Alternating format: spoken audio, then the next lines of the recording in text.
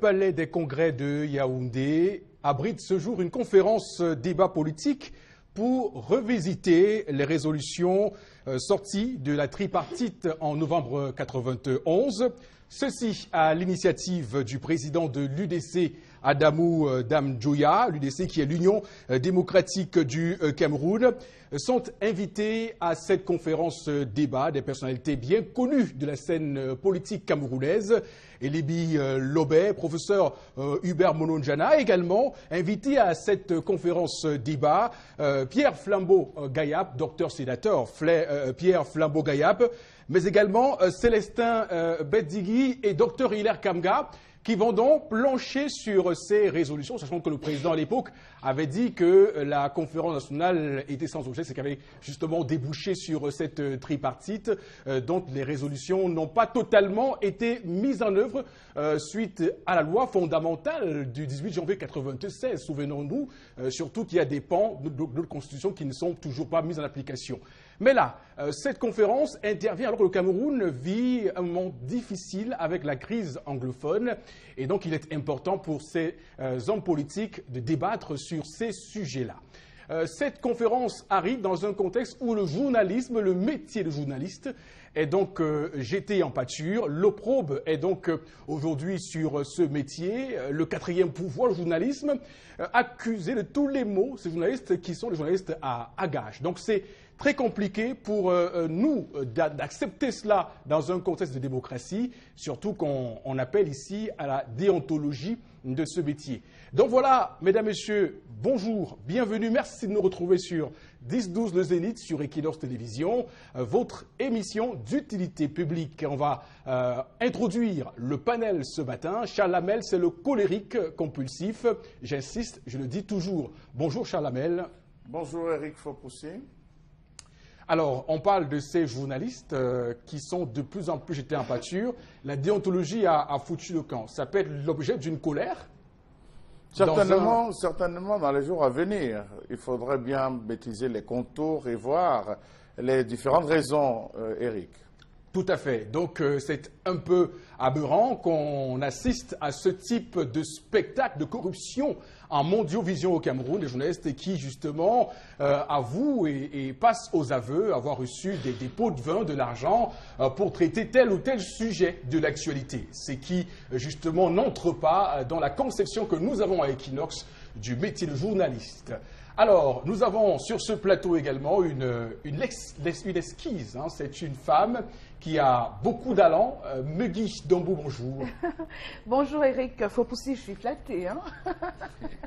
Et bonjour à vous, chers téléspectateurs. J'espère que le week-end a été plaisant. Ben, écoutez, c'est une nouvelle semaine qui débute. Et puis, dans le cadre justement de la revue des réseaux sociaux, il y aura beaucoup de sujets, ma foi, intéressants qui auront rythmé donc notre week-end sur la toile, là, sur les réseaux sociaux. On en parlera. À la sortie du colonel Badjek, entre autres, on va parler justement de l'attitude des confrères, des journalistes qui se sont démarqués quand même sur la scène médiatique ce week-end. On y reviendra et également, on va aborder un sujet assez sensible, mais je vous laisse le soin de découvrir dans quelques minutes seulement. C'est un rendez-vous qu'on va retrouver plus tard dans ce programme. C'est la revue des réseaux sociaux, goupillée et mise en bouteille par l'esquisse Megui Dombou. Nous avons également sur ce plateau Bombok Bengan, qui est avec nous chaque matin et qui surtout apporte une forme de caution, de sage, une bibliothèque, un baobab, j'allais oser. Bonjour Bombok, bienvenue sur ce plateau. Bonjour Eric, je salue nos téléspectateurs, mais surtout le groupement interpatronal du Cameroun, le GICAM, qui a encore appelé le gouvernement à revoir sa position. On l'a exclu, elle s'est offusquée. Cette organisation patronale s'est offusquée du fait que le gouvernement ne l'ait pas associé dans l'élaboration du budget 2018, ce qu'on appelle la loi de finances.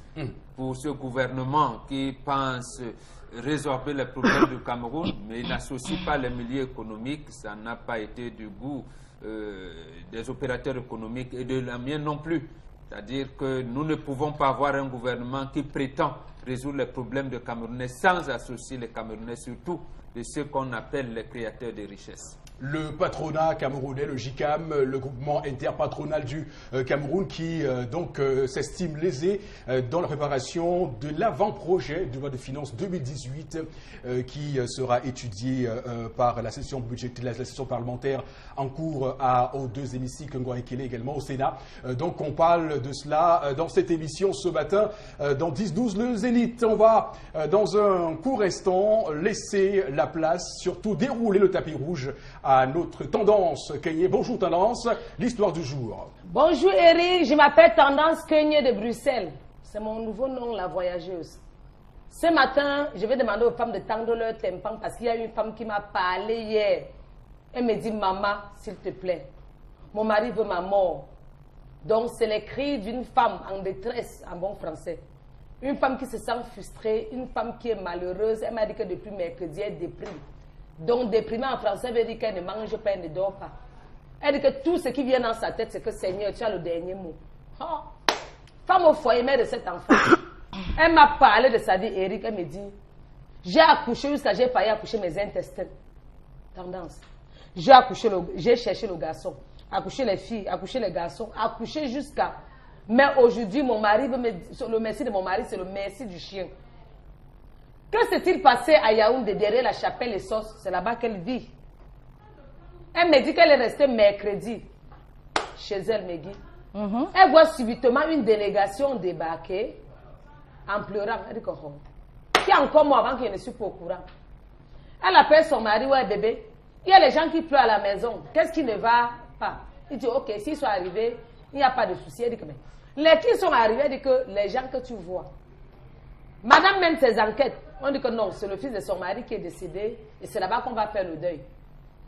Quand son mari est rentré, il dit que bébé, depuis quand tu es un enfant que je ne suis pas au courant, c'est l'enfant de qui? Il dit, ma chérie, toute vérité n'est pas bonne à dire. Voilà mon fils qui est mort à l'âge de 18 ans. C'est là-bas derrière qu'on va l'enterrer. Sous le bananier, où il y a le bananier, c'est là-bas qu'on va creuser la tombe. Madame a dit, ok, si on veut creuser la tombe, c'est mieux qu'on creuse 2 tombes. Parce que c'est 2 corps qui vont entrer dans les 2 tombes. Je ne peux pas être avec toi, je t'accouche les enfants. Demain, on débarque une délégation comme ça, on me dit que on va enterrer, on va faire le deuil de l'enfant de mon mari chez moi. Et qu'elle veut parler, son mari lui dit que ma chérie, mais je n'aurons pas les détails, je suis choquée. Je t'ai dit que mon fils est décédé, c'est ici qu'on va faire le deuil. Et c'est sous le bananier qu'on va creuser la tombe. Donc je ne veux pas de débat, que ce n'est pas un débat. Donc elle est traumatisée, elle me dit que depuis mercredi, elle n'a pas mangé. Elle dit que où on vient avec le corps, elle-même elle libère à la maison, qu'elle n'est plus prête pour le mariage. Chers téléspectateurs, chères dames, chères mamans, chers maris, chers frères, vous-même, on attend vos réactions. Si vous êtes à la place de cette dame, vous allez faire comment? Si vous êtes à la place de ce monsieur qui a passé le temps à mentir, sa vie à mentir, vous allez vous comporter comment? Vous avez la parole. Voilà, très bien. On est là dans un cas d'une dispute dans un couple sur une question précise. Bombok Bengan, est-ce que cette femme a le droit de s'offusquer face à cette situation de son mari qui donc organise les obsèques de son fils qu'il a visiblement eu hors mariage? Oui, absolument. Elle a le droit de s'offusquer. Et premièrement, elle a été trahie. Ça veut dire que son mari entretenait des relations qu'elle ne connaissait pas. Qui plus est, ces relations ont abouti à un enfant qu'elle n'a jamais connu. Première chose. Deuxième chose, elle apprend dans les circonstances, j'allais dire malheureuses, c'est-à-dire lorsque l'enfant meurt, qu'elle apprend cela. Donc, elle a un cœur humain, nous tous. Elle a le droit de s'en offusquer. Maintenant, le problème réside au niveau de la gestion de ce qu'elle ressent comme, j'allais dire, comme trahison et comme tout. Elle n'a pas intégré le fait que son mari aussi, qui l'avait trompée, sûrement, est aussi en passe des moments difficiles. C'est-à-dire que ce n'est pas bon pour un parent de perdre un de ses enfants. Donc, voilà, elle n'intègre pas, elle intègre sa situation personnelle seulement. Et c'est là où ça risque à boucher sur, j'allais dire, des déconvenus au sein de la famille. Il pour le moment, c'est ce que je peux dire. C'est donc là un exemple patent de ce qu'on peut avoir comme dissension dans certains couples, mais aussi du ras-le-bol que certaines femmes sont amenées à pousser au quotidien parce qu'effectivement elles subissent souvent des injustices, mais également des maris qui sont le plus souvent qualifiés de voyous dans leurs faits et gestes au quotidien. Chalabel Bachou, on est là en face donc d'un véritable problème sociétal, d'un problème familial aussi. Est-ce que cette femme peut être accusée de péché de non-consentement à la douleur de son époux, de son mari? Je préfère même qu'elle pleure maintenant que de pleurer à la mort de son mari, parce qu'on sait qu'il y a de nombreuses femmes qui, à la mort de leur mari, ont fait des découvertes assez scandaleuses. Mais il n'y aura personne pour lui répondre à ce moment-là. Moi, je pense que ce n'est pas mauvais qu'elle découvre. Et quand, chez nous, les Bantous, quand vous venez à perdre votre mari, généralement, on laisse la porte du deuil ouverte pour recueillir tout ce qui arrive. Parce qu'on sait que l'homme Bantou, c'est un homme qui est appelé à poser un ensemble d'actes. Même si aujourd'hui, l'occidentalisation ne s'inscrit pas dans cette logique. Là, mais on sait que de nature, l'homme est insatiable. On a prévu cela chez les Bantous, l'homme est insatiable. Donc aujourd'hui, qu'elle est face à ces réalités, la première chose, c'était d'abord d'enterrer l'enfant et de discuter après, pas de discuter pendant qu'il y a le corps. Et surtout que, on le dit aujourd'hui, c'est la confirmation que l'enfant appartient à son géniteur, raison pour laquelle, lorsqu'il a rendu l'âme, on a appelé le père en lui disant, qu'est-ce qu'on fait? Et le père a dit, il n'y a pas de problème, je prends mes responsabilités et je vais l'inhumer à cet endroit. Sauf que la femme, en ce moment, comme le disait Mbombo, réagit avec toute la colère alors que ce n'est pas le moment. D'accord. Et donc on est là sur une histoire où Megui Dambou, la femme est mise sur les faits accomplis. Quand on regarde sa réaction, on se dit peut-être qu'elle découvre là que son mari a donc un enfant extra-conjugal. Vous, en tant que femme, comment vous réagissez à la réaction de cette femme? Excusez la tautologie, mais c'est pour évidemment mettre en relief cette femme qui montre son courroux. Mais moi, vous savez, Eric, j'évite de juger les gens parce que, surtout dans des circonstances pareilles, je ne peux pas juger quelqu'un parce que on dit on juge le maçon au pied du mur. Donc, il y a des situations dont on ne peut prévoir notre réaction sauf que quand elles arrivent. Donc, quand vous n'avez pas encore vécu quelque chose, il est un peu, je vais dire, maladroit de juger de la réaction des personnes qui la vivent. Qui vivent l'instant présent. Donc, je vais dire, cette femme, elle a une réaction qui semble être humaine, parce que quand on est en couple, il n'y a rien qui fasse mal comme la trahison. Et l'infidélité est l'une des plus grosses trahisons quand on est en couple. Parce qu'on aime quelqu'un, on se dit, ok, la personne nous aime, et il y a un certain nombre de choses dont on ne veut même pas penser venant de cette personne-là. Et c'est vraiment une grosse trahison et ça fait mal. Des choses qui sont relatives aux sentiments, on ne peut pas toujours savoir comment est-ce qu'on va les gérer quand on vit certaines situations. Donc, oui, j'aurais souhaité, étant donné que l'enfant décédé n'y est pour rien, c'est un enfant qui est venu au monde, qui n'a rien demandé lui, c'est des personnes adultes qui ont pris leur choix de le faire venir au monde. Donc, il n'a rien à... Je sais pas, on n'a rien à lui reprocher à cet enfant-là. Donc, ne serait-ce que pour ça, si cette femme avait pu avoir la maîtrise, elle aurait pu se placer au-dessus et justement attendre que le deuil de cet enfant passe, qu'ils soient enterrés dans la plus grande sérénité, puisque le mal est déjà fait. Donc, que tu réagisses violemment lors des obsèques ou que tu le fasses a posteriori, ça ne change rien. Ça ne change rien parce que l'acte est déjà posé. Donc, ce que je veux dire pour finir, c'est qu'elle aurait pu se contrôler, le mal est fait, et puis aviser après le deuil. Mais elle est humaine. Elle est humaine, je peux comprendre sa douleur, je peux comprendre son désarroi.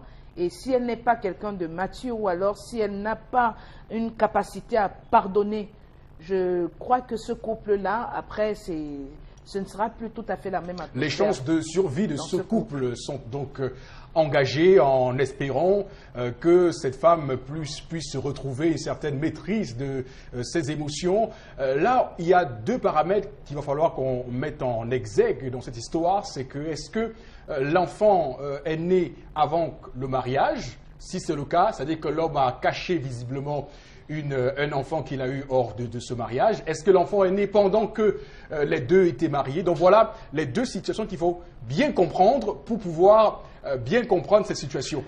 Alors, Tendance, est-ce que cette femme par exemple, est-ce que cette femme ne montre pas là les faiblesses qu'on reproche souvent aux femmes de souvent manquer de maîtrise? Elle a fait quoi de mal? Oh, je peux rigoler en anglais, j'enlève les lunettes. La femme n'a fait quoi de mal pour mériter tout ça? Vous les maris là, vous nous voulez quoi? Hein? Donc vous voulez que nous mourons?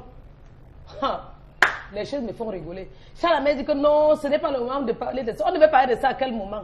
Il faut battre le fer quand c'est chaud. Il ne sait pas ce qu'elle ressent dans son cœur. Si moi-même je te faisais ça, si demain tu entends que je suis allée quelque part être la veuve de quelqu'un d'autre, alors que je suis mariée chez toi, tu vas prendre ça comment? Dans la vie, il faut être relax. Apprenez à dire les vérités. Même si ça fait mal, l'enfant et moi à 18 ans, on n'a pas souhaité, c'est arrivé. C'est le chemin de tout le monde. Maintenant, on peut prier que l'âme de l'enfant repose en paix. Quand toi-même, tu mets ta femme devant tous ces problèmes-là, tu crois qu'elle va... Tu t'attends à quoi? Elle va boire un verre d'eau, elle peut boire un jus jusqu'à sourire. Ça veut dire que tu as menti depuis des années. Apprenez à dire les vérités à vos épouses. Moi, je suis de tout avec toi, ma support, parce que maintenant le pied est arrivé. On n'a pas souhaité.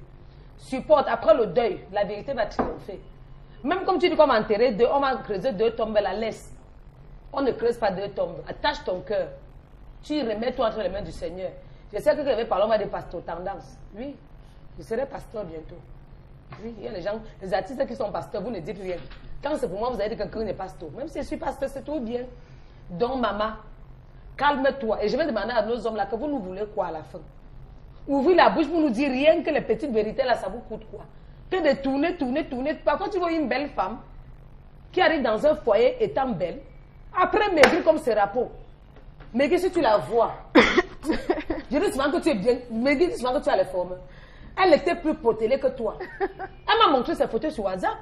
Tout à l'heure, elle m'a publié sur mon mur Facebook. La fille a, donc depuis mercredi, Eric, je suis sûre qu'elle a perdu même 15 kilos depuis mercredi. Parce que, on va parler, les gens vont dire, ah, dis donc, elle peut supporter. Si c'est vous, vous allez supporter. Mettez-vous à sa place. C'est bien de me dire la vérité au départ, je pleure, ça passe. Parfois, tu avais un homme, il te met la pression. Quand tu accouches les filles, il dit, non, je veux moi mon successeur. Tu accouches le successeur, il te dit, non, je veux moi mon homonyme. Quand tu accouches l'homonyme, il te dit, non, je veux mon héritier. Parce qu'il y a la différence entre successeur et héritier. Ne confondons pas. Tu accouches jusqu'à tu veux m'accoucher tes intestins. Demain, quelqu'un, on débarque avec le deuil là. Maman, tiens bon. Qu'on enterre l'enfant, que son âme repose en paix. Vous attendez que je disais que non. Je sais qu'il a d'abord fait l'enfant avec qui. L'enfant ne passe pas chez moi. Je ne dois pas te conseiller ça, ma soeur. On doit enterrer l'enfant là-bas. Tu attaches ton cœur et tu restes tranquille. Bon, c'est quand même une curiosité, non, que cet homme vienne organiser les obsèques de son enfant extra-conjugal Puisqu'on va enterrer sous le bananier. Dans le domicile de son foyer, de son couple. C'est une provocation ou c'est parce qu'il veut affirmer sa domination africaine, qu'il est un homme et que rien ne peut se passer chez lui sans qu'il ne donne son aval ou son mot de dominateur? Non, il y a certains mots dans le vocabulaire qu'il faut enlever. Mais si vous les utilisez, j'allais dire, vous dévoyez le débat. Les mots comme domination dans le couple, ça n'existe pas. Imposer, dictateur, on terrorise la femme. Ces mots-là, nous les avons empruntés dans le langage. Bon, qu'est-ce qui peut donc expliquer qu'un homme vienne donc organiser les obsèques de son enfant chez lui? L'enfant qui ne vit même pas chez lui d'ailleurs. Oui, c'est une provocation ou... Non, provocation de quoi? C'est son enfant. C'est son enfant. Nous avons nos traditions. On ne les exclut pas. Nous avons nos traditions. Et j'allais dire, notre rencontre avec l'Occident a fait que nous avons appris la tricherie. Hier, l'Africain ne trichait pas. Aujourd'hui, nous trichons parce que nous voulons vivre à l'Occident. Pourquoi? Regardez, les Occidentaux sont tout le temps, chacun a des psychologues à la maison. Tout le monde, toutes les familles ont les psychologues. Les divorces vont à chaque fois. Alors que nous, hier, lorsqu'on vivait ensemble, la femme qui allait en mariage savait que l'homme, un bantou, ne compte pas ses enfants. Il compte ses femmes, mais il ne compte pas ses enfants. Lorsque la religion, notamment chrétienne, est arrivée, elle a dit, il nous trouve avec 2, 3 femmes. On nous dit, présente-nous une femme avec qui vous allez prendre les sacrements à l'église. Ça, on a abandonné les autres femmes et ça a donné le problème, ça a posé le problème qui aujourd'hui est difficile à résoudre, même du plan de la loi, en parlant de jugement d'hérédité. Déjà, les femmes qu'on n'avait pas amenées à l'église pour l'évangélisation a fait en sorte qu'elles se sont senties frustrées. Mais quand en plus vous utilisez ces termes-là, ça devient mauvais. C'est ça qui empoisonne nos relations. Déjà, c'est pas bien. Quand on aime, la femme, elle est, j'allais dire, elle est trahie, elle se sent trahie par son mari. Mais précisément trahie parce qu'elle est entrée dans l'autre civilisation. Si elle était restée africaine, comme on était à l'époque, elle savait que bon, mon mari m'aimait, mais c'est possible qu'elle ait des relations. Bon, j'aimerais rebondir sur les propos de Bomboka pour dire quelque chose quand même qui a été mentionné tout en gras, pour dire que avant, en Afrique, on ne trichait pas. C'est quand même une affirmation, on va dire gratuite, non, mais Guy, est-ce qu'avant les Africains étaient tout rose, tout était blanc, il n'y avait rien du tout? Je ne sais pas. Je ne sais pas. Ici, il est question de principe. Dire que c'est une fois de plus l'occidentalisation qui est fait en sorte que la femme aujourd'hui s'offusque de ce que son mari la trompe de cette façon et qu'en réalité, selon les valeurs africaines, elle ne devrait pas, si elle avait intégré ces valeurs-là, elle ne devrait pas s'en offusquer. Je crois que c'est elle devrait se comporter en coépouse. Voilà, c'est ce qu'il veut dire. Je dis que c'est assez aberrant parce que il y a des principes. Si vous voulez prendre plusieurs femmes, on est dans un pays où la polygamie est reconnue. Si vous voulez prendre plusieurs femmes, quand vous choisissez la première, dites-lui que voilà mon projet de vie. Elle est libre d'accepter ou de refuser. C'est l'occidentalisation. Non, elle est libre d'accepter. Ça reste un être humain qui est libre de ses choix. Voilà, on ne va pas lui... Voilà, elle est libre d'accepter ou de refuser. Ça veut dire que si elle accepte la polygamie, de fait, elle ne devrait pas s'offusquer de ce qui est 1, 2, 3, 4 femmes après. Mais si vous êtes parti sur la base de la monogamie, c'est une sorte d'accord, de contrat. Ça veut dire qu'elle est la seule femme de votre vie et c'est ce que vous attendez d'elle en retour. Vous ne pouvez pas dire qu'elle ne doit pas s'offusquer de ce qu'elle apprenne. De cette trahison qu'elle a subie. Voilà, justement, parce que, Eric, permets-moi de continuer, parce qu'aujourd'hui, on regarde juste les enfants. Je dis, dans le cas d'un adultère ou d'une infidélité, l'enfant, c'est le moindre mal. L'enfant, c'est le moindre mal. Mais quand vous sortez, généralement, les femmes s'en offusquent. Pourquoi même les hommes devraient s'en offusquer? Parce qu'effectivement, il y a des femmes aussi qui font de l'adultère. Vous avez pensé aux maladies? Parce que c'est ça, en fait. Quand vous réussissez à tromper votre partenaire et que vous allez... Quand vous n'avez pas encore d'enfant dehors, on peut encore imaginer que, ok, au moins, à côté de votre infidélité, vous faites quand même attention à préserver la santé de votre partenaire qui vous attend. En vous protégeant. En vous protégeant. Mais quand vous allez déjà faire des enfants, 1, 2, 3, comme il y a des hommes qui en font partout, ça veut dire que vous êtes un apôtre du full contact. Tout à fait. Et que vous exposez votre partenaire à des maladies. Et ça, c'est injuste. Voilà. Alors, Charles Lamel, j'aimerais vraiment vous questionner sur ce sujet parce qu'effectivement, on se rend compte que avec l'occidentalisation, on s'imagine que le dialogue dans un couple doit être banni. S'il faut qu'on aille dans ce sens prédéfini par votre première prise de parole, c'est quand même un couple où on sent que le mari ne consulte pas souvent sa femme lorsqu'il faille prendre des décisions. Qui vous dit que le mari ne consulte pas sa femme? Puisqu'elle est surprise de cette histoire. Mais elle est surprise comment? Quand on creusait, elle n'a pas vu. Elle n'a pas vu quand on creusait. Mais il y a des choses quand même qui me surprennent lorsqu'on parle aujourd'hui. La femme ici, nous oublions une chose. On éduque nos enfants comment? Quand deux frères sont en train de bagarrer, vous entendez la mère qui vient se séparer et dit attends ta femme. C'est sur ta femme ou sur ton enfant que tu vas taper. Comment on élève les enfants? Est-ce que l'enfant grandit de manière... et il est étrange à sa société, il est un étranger à sa société. On éduque l'enfant en fonction des réalités qui nous sont propres. propre. C'est le sang bantou qui coule, c'est pas le sang occidental. Ce n'est pas le sang de Bordeaux qui coule, qui est en train de couler dans mes veines. Je viens quand même d'une zone bien précise. Vous n'allez pas me dire que je sors d'une zone X et je me comporte étrangement mais comme pour revenir au sujet, parce que je suis ce que la société aura fait de moi. Je suis un observateur de la société. Durant mon éducation, durant ma croissance, j'ai pris la peine d'observer. Alors si aujourd'hui, je le dis, une femme encore au 21e siècle est surprise de ceci que son enfant a fait un enfant dehors, vraiment c'est étrange qu'une femme soit surprise. Parce que les cas sont légion. Les cas sont légion. Regardez les deux. Non, s'il vous plaît, je m'en vais sur les statistiques. Je vais sur les statistiques. Oui. Sur tous les deux où j'ai eu assisté, 90, lorsque je suis arrivé, on vous dit toujours qu'il avait 2. Voilà, c'est 2. Voilà, c'est 1. Voilà, c'est 3. Beaucoup de femmes découvrent toujours à la fin de la vie de son mari que, ouais, l'homme que je vais enterrer là, donc il me faisait ça. Le reste de sa vie devient une succession de Donc, Charles Lamel, parce que les cas sont légion, la femme devrait intégrer cela comme étant une éventualité.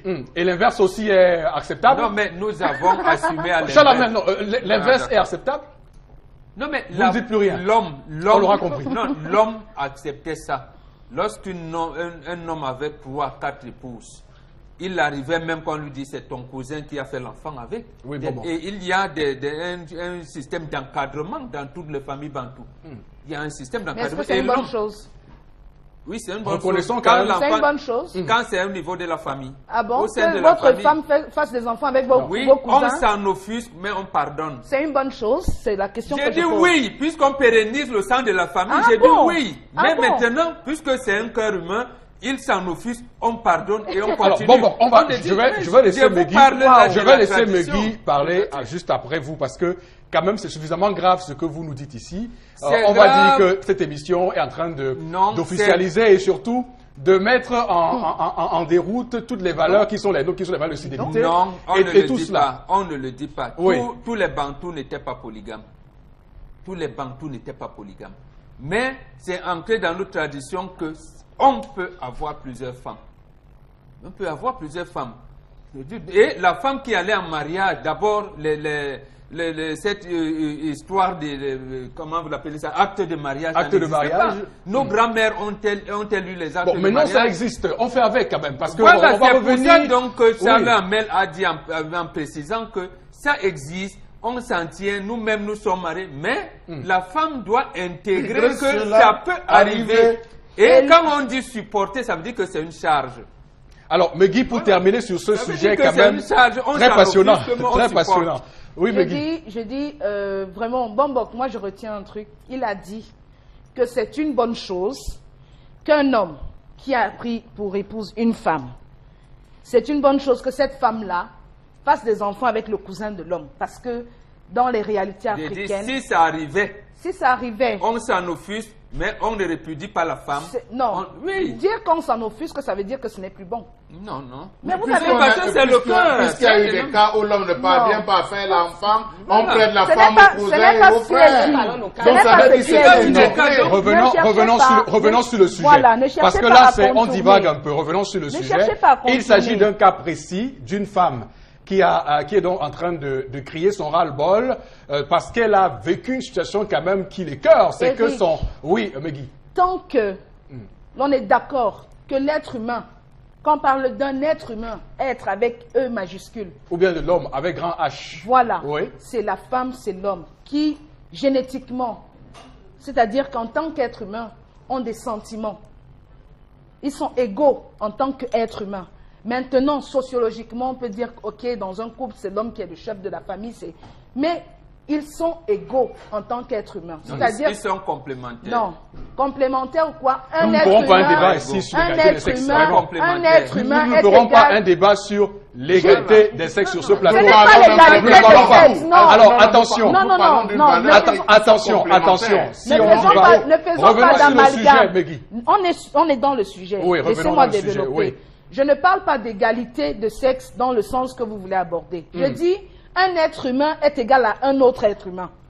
Il n'y a pas d'être humain supérieur.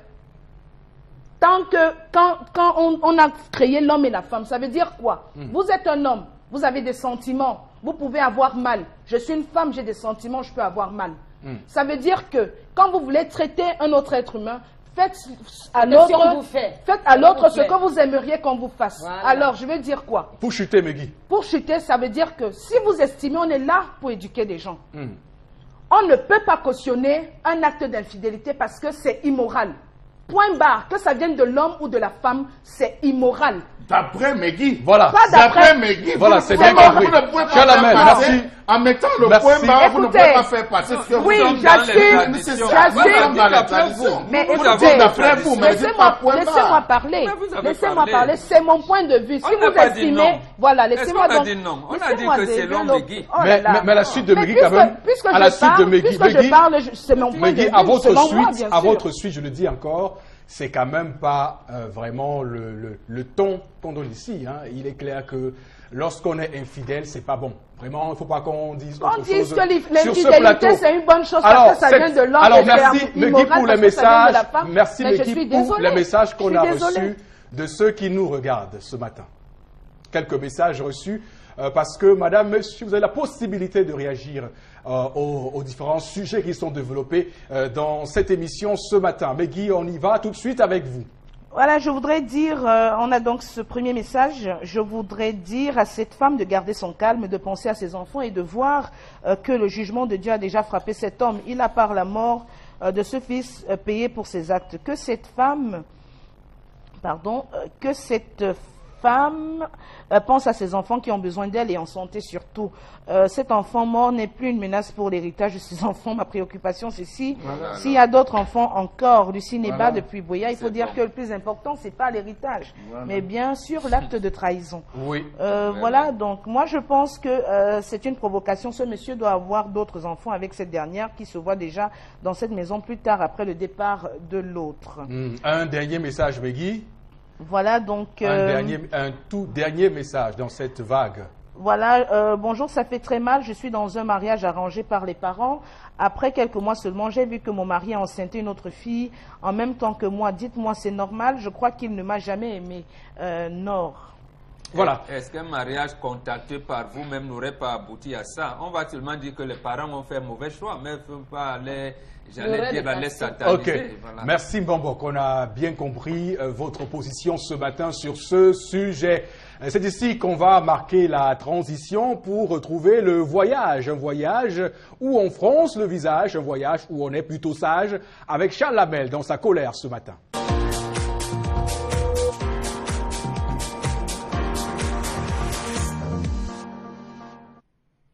Je m'interroge ce jour sur la question des grandes familles dans ce pays. À quoi nous servent ou nous a servi les grandes familles dans ce pays?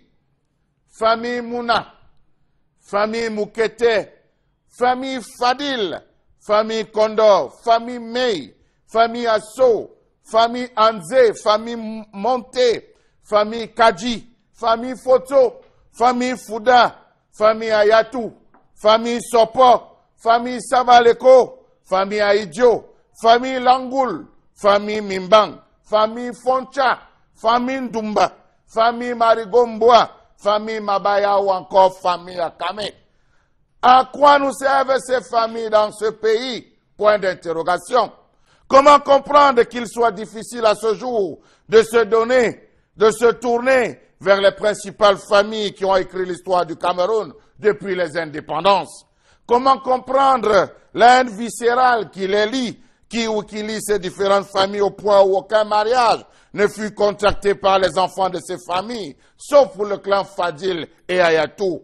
Comment comprendre le silence méphistophélique de ces familles face à la gestion calamiteuse de ce pays?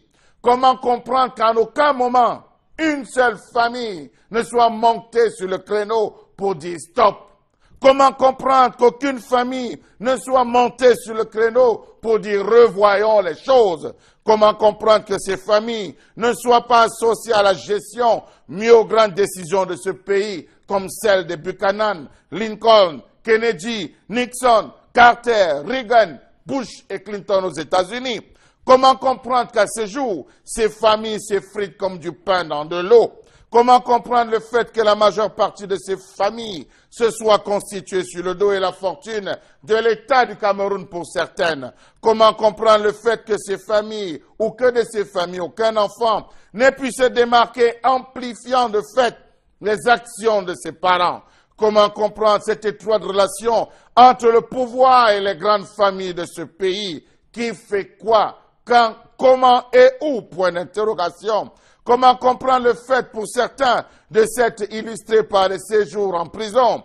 Comment comprendre le mythe des grandes familles omnipotentes qui cadenassent le pays et dictent à des moments leurs lois? Comment comprendre le fait pour ces familles de s'accaparer pratiquement les chaises ministérielles et de faire des tours de passe-passe? Comment comprendre que ces familles soient impliquées dans l'ensemble des marchés publics, les gros investissements de l'État, mieux de la négociation de certains contrats avec la plupart des hommes d'affaires étrangers qui s'installent dans ce pays? Comment comprendre le partage presque complet du Cameroun par ces grandes familles? Comment comprendre enfin le silence de ces grandes familles face aux multiples crises qu'a connues le Cameroun? Accident des ECA, fermeture des établissements de microfinance, mauvaise gestion des finances publiques, corruption, mauvaise qualité des enseignements, insécurité galopante, prostitution, drogue, assassinat en cascade, crimes rituels de Mimboman, trafic d'enfants, problèmes dans le secteur de l'agriculture, processus d'alternance entravée, multiples modifications de la Constitution, surpopulation gouvernementale,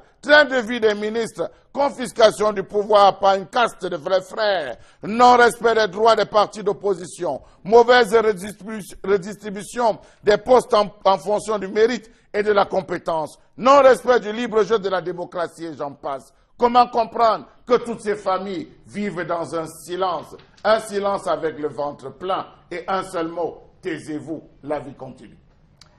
Très bien, c'est une situation qu'on constate au Cameroun depuis de nombreuses décennies, cette question des grandes familles camerounaises et de leur influence vis-à-vis des deux pouvoirs qui sont succédés au Cameroun depuis les indépendances. Mais ce qu'on va d'abord dire ce matin, Mbombok, c'est de questionner le rapport que ces grandes familles ont avec cette perpétuation du régime du renouveau, mais également ce manque de renouvellement de la classe des élites au Cameroun.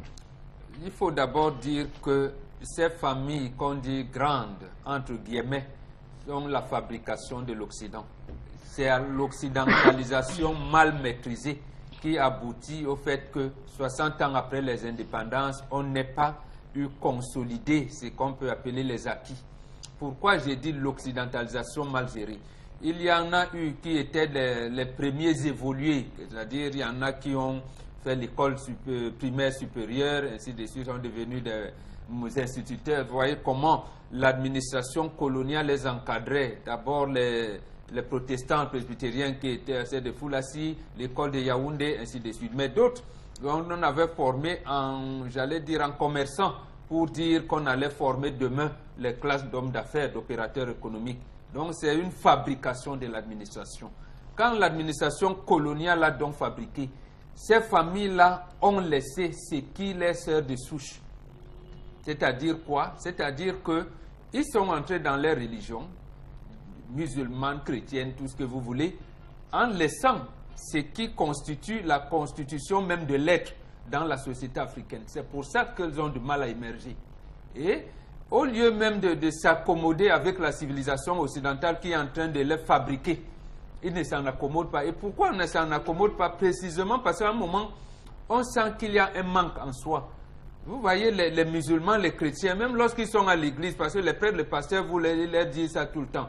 Mais vous ne pouvez pas être chrétien, allez voir les marabouts. Vous ne pouvez pas être chrétien, allez. Et maintenant, on vous parle même des rites de veuvage chrétiens, alors que nulle part dans la Bible, il n'est dû parler des rites de veuvage chrétiens. Donc, en fait, l'Africain s'est senti, j'allais dire, comme un manque. Il y a un manque dans son épanouissement. Milieu économique aujourd'hui, il y a ce manque qui restera. Donc, en fait, ils évoluent dans un monde occidentalisé qu'ils ont mal maîtrisé. Et peut-être, espérons que leurs générations vont se dire, vont venir avec, j'allais dire, un sursaut d'orgueil, en s'inspirant de la culture africaine pour dire, la famille, elle a parlé de Fotso, de Fadil, ainsi de suite, en disant, le nom de notre grand-père a quand même été comment consolider les acquis et émerger en la suite. Mais, je répète, c'est l'occidentalisation mal maîtrisée. Voilà, et donc on comprend aisément, suite à votre développement, Bombok, que ces familles-là, justement, sont le bras séculier du colon, mais surtout sont là pour perpétuer ce que vous appelez l'occidentalisation de nos valeurs africaines, ou moins de nos sociétés africaines. Oui, sur le plan politique, sur le plan politique, économique, oui, ça on l'a très bien compris, Bombok. Alors, Chalamel, ce qui, moi, m'intéresse, c'est justement ces familles qui sont souvent taxées. On le dit souvent de manière triviale, que le Cameroun leur appartient. Le Cameroun, c'est pour eux. Ils ont tout pris, ils ont tout accaparé. Mais ce qui peut choquer, c'est qu'il peut peut-être ne pas avoir de réelle base, socle sur lequel on explique le choix porté par le président, par exemple, à Aïdou Système Famille à l'époque, lorsqu'il fallait peut-être mettre en place des luttes, des guerres de pouvoir au sein de l'appareil étatique. Lorsque vous voyez aujourd'hui, la majeure partie des sénateurs, c'est des chefs. Lorsque vous entrez dans la structure politique, vous allez vous rendre compte que beaucoup de ministres qui sont passés ou qui sont là sont les frères, les sœurs appartenant à une même famille. Lorsque vous regardez la majeure partie des administrations centrales, vous allez vous rendre compte que celui qui est installé là, c'est le fils de, c'est le neveu de, il appartient à telle famille. Son père, c'était... Voilà comment on parle au Cameroun. Mais aujourd'hui, vous allez vous poser moi la question de savoir, rappelons-nous même encore de l'ENAM, où on avait décrié, la presse aidant, on avait décrié ceci, que le président de l'Assemblée nationale avait infiltré toute sa famille, ses beaux-frères et tout, au niveau de l'Assemblée nationale. On ne va pas entrer pour tous ceux qui ont infiltré au niveau de l'école de l'ENAM, l'École nationale d'administration des magistratures. Mais c'est ça, c'est une réalité. Regardez toutes les structures qui sont, ce sont ces fils, qui sont ces fils de grandes familles qui se retrouvent à ce niveau. À quel moment, dans la crise des écarts, dans l'accident, le drame des écarts, vous avez vu un seul fils de ces familles prendre position? Voilà, donc pour décrire une seule situation. On se plaint de la situation de la consommation d'eau. À quel moment vous avez vu un seul fils de ces familles ou encore une grande famille sortir en disant non, cela ne peut plus se passer comme ça au Cameroun? Il est temps qu'elles prennent leurs responsabilités. Si elles se disent grande famille, voilà la raison pour laquelle on parle de grande famille. Vous avez un qui est au niveau de, qui est secrétaire, secrétaire d'État, je pense bien, au ministère de la Santé, du clan Ayatou. Il a depuis des années, il est installé depuis des années. Est-ce que c'est là pour la proximité? Parce qu'il porte un nom, la proximité avec le pouvoir. On a eu ça de Ayatou. On a eu le commissaire de police d'Aïrou. On a eu Daïrou Ayatou. On a eu encore Ayatou. Ils sont nombreux. Regardez la proximité. Mais finalement, on se pose la question, elles servent finalement à quoi, ces grandes familles dans un pays comme le Cameroun, si elles ne sont pas à même d'accompagner le Cameroun, d'accompagner les populations camerounaises vers ce qu'on appellerait au moins un minimum de vie, de descente. Oui, donc ces familles qui doivent prendre leurs responsabilités et surtout regarder un peu ce qui se passe autour d'elles pour justement attirer l'attention des dirigeants camerounais dans la gestion de la chose publique, parce qu'il y a eu plusieurs événements qu'on a vécu au Cameroun, mais on a donc vu le mutisme, on a juste constaté le mutisme de ces grandes familles. Alors Megui, on parle des grandes familles, on parle surtout de ces concours administratifs qui sont souvent l'apanage de ces familles qui ont peut-être fait main basse sur ces concours. Tu es l'enfant de qui? Ton père vient d'où? On parle aussi d'équilibre régional qui sont là des montages pour perpétuer ce type de gestion du pays. Est-ce qu'on va dire qu'au Cameroun, ce n'est que dans les grandes familles qu'on a des personnes intelligentes? Mais non. Et puis, je vais dire que ce n'est pas... Il ne faudrait pas qu'on aborde le problème comme si, effectivement, ça devenait un péché d'avoir appartenu à une grande famille. Parce que les personnes qui sont interpellées ici, quand on parle de grande famille, les personnes qui sont interpellées dans l'exposé de Charles Hamel, je crois que c'est bien entendu surtout les enfants, parce que la plupart des parents qui ont fait cette famille-là, la plupart, ils ne sont même plus de ce monde. Donc, on a des enfants qui sont là et qui, ma foi, ne sont pas obligés de forcément se mêler des affaires étatiques, surtout quand ça relève du politique, parce qu'il faut voir plusieurs paramètres. Non seulement il y a des intérêts qui sont en jeu, qui peuvent empêcher les uns et les autres d'avoir à intervenir. Ça ne devrait pas se faire, mais c'est la réalité. Il y a des intérêts qui sont en jeu, qui vont peut-être pousser les autres. Mais vous pensez que, par exemple, dans un contexte de crise anglophone, la famille Mokete, par exemple, peut prendre la parole. C'est pour ça que je dis qu'il y a des intérêts qui sont en jeu, en tenant compte de quel bord on se trouve. Je ne dis pas que c'est normal. Je suis en train de faire une petite analyse qui pourrait expliquer pourquoi les uns et les autres peuvent ne pas se prononcer. Parce que dans le cas de la crise anglophone, vous avez la famille Mokete que vous évoquez, on sait qui est le père, on sait qui sont quelques-uns des fils, on sait de quelle façon le père peut être impliqué plus ou moins dans la politique, à quel bord il pourrait appartenir. On sait qu'il est un fils justement de cette partie-là. Il peut être, je ne sais pas moi, peut-être embarrassé par rapport à une position qu'il voudrait prendre, pour ne pas fâcher un côté et fâcher l'autre côté. Donc là, il s'agit. Donc vous confirmez qu'ils sont prisonniers de leur proximité avec le pouvoir. Ouais. Non, je dis ce que je dis. Maintenant, ce que vous comprenez, ça vous engage. On a bien compris ce que vous avez dit. Bon, si vous l'avez compris, bon, voilà. Donc je dis qu'il y a des intérêts qui sont mis en jeu, qui peuvent justement donner lieu à ce genre de comportement.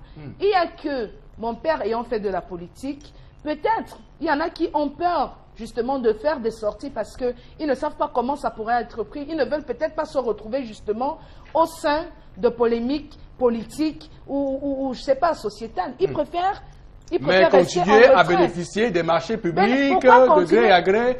Continuer à bénéficier des marchés publics, mais je veux dire quoi? Là, on aime bien avancer son nom. Hein. Non, là, c'est pas toujours la faute à ces enfants-là. Parce que si vous là, ça devient une faute, Mehdi. Là, ça devient une faute. Si vous décidez de sortir, sortez. Ne vous revenez pas avec le nom de votre père en essayant de faire une pression. Mais quand vous êtes né, Eric Fopoussi, quand vous êtes né, ma foi, votre père est ministre. C'est vous qui allez demander à votre père d'aller jouer de ces relations pour vous faire entrer dans une école, école prestigieuse. Est-ce que vivez dans ce pays ou bien on est juste dans un contexte non, je ne suis pas d'accord. Je ne suis pas d'accord avec le fait que... Avez-vous été en contact d'un fils de ministre qui vous dit je suis le fils d'eux? Il faut Donc pas, si tu t'amuses, je fais ci. Ne me faites pas dire ce. Voilà. Je n'ai jamais dit que ce genre de comportement est normal. Mais je dis qu'il ne faut pas automatiquement clouer les enfants à cause des erreurs de leurs parents.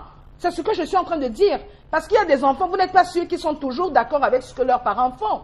Mais vous avez un parent qui est ministre. Est-ce que c'est vous qui lui demandez d'aller jouer de ces relations pour vous faire entrer dans une école prestigieuse? Il va le faire. Vous êtes enfant, vous subissez. Mais vous ne devez pas forcément porter les péchés de vos parents. C'est injuste. Voilà. Donc, Megui, on a bien compris.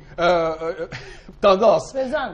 Tu es bien là. Non, je suis d'accord avec Megui parce que les Camerounais aiment les faux problèmes. La preuve, quand Brenda Bia publie quelque chose sur sa page, Megui, les gars récupèrent l'insulte. Ouais. Donc, pas manger tout l'argent du pays. L'argent de son père, c'est son argent. C'est de sa faute si elle est sortie la fille du président. Ce n'est pas de sa faute. Donc, quand vous voulez souvent parler des choses, la réfléchissez.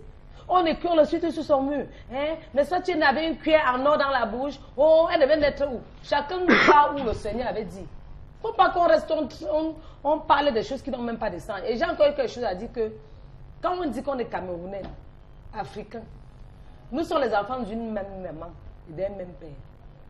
Ça ne sert à rien de rester semer la zizanie partout, il ne faut même pas. Les problèmes même qu'il faut arranger, on n'arrange pas. On reste derrière, on pique l'autre. On excite les gens, que oui, va faire ceci, va faire ceci, on va voir ce que ça va faire. Non. Dans la vie là, quand on vit, on n'a pas besoin de trop faire le désordre. Parce que le désordre n'a jamais rassemblé, ça détruit.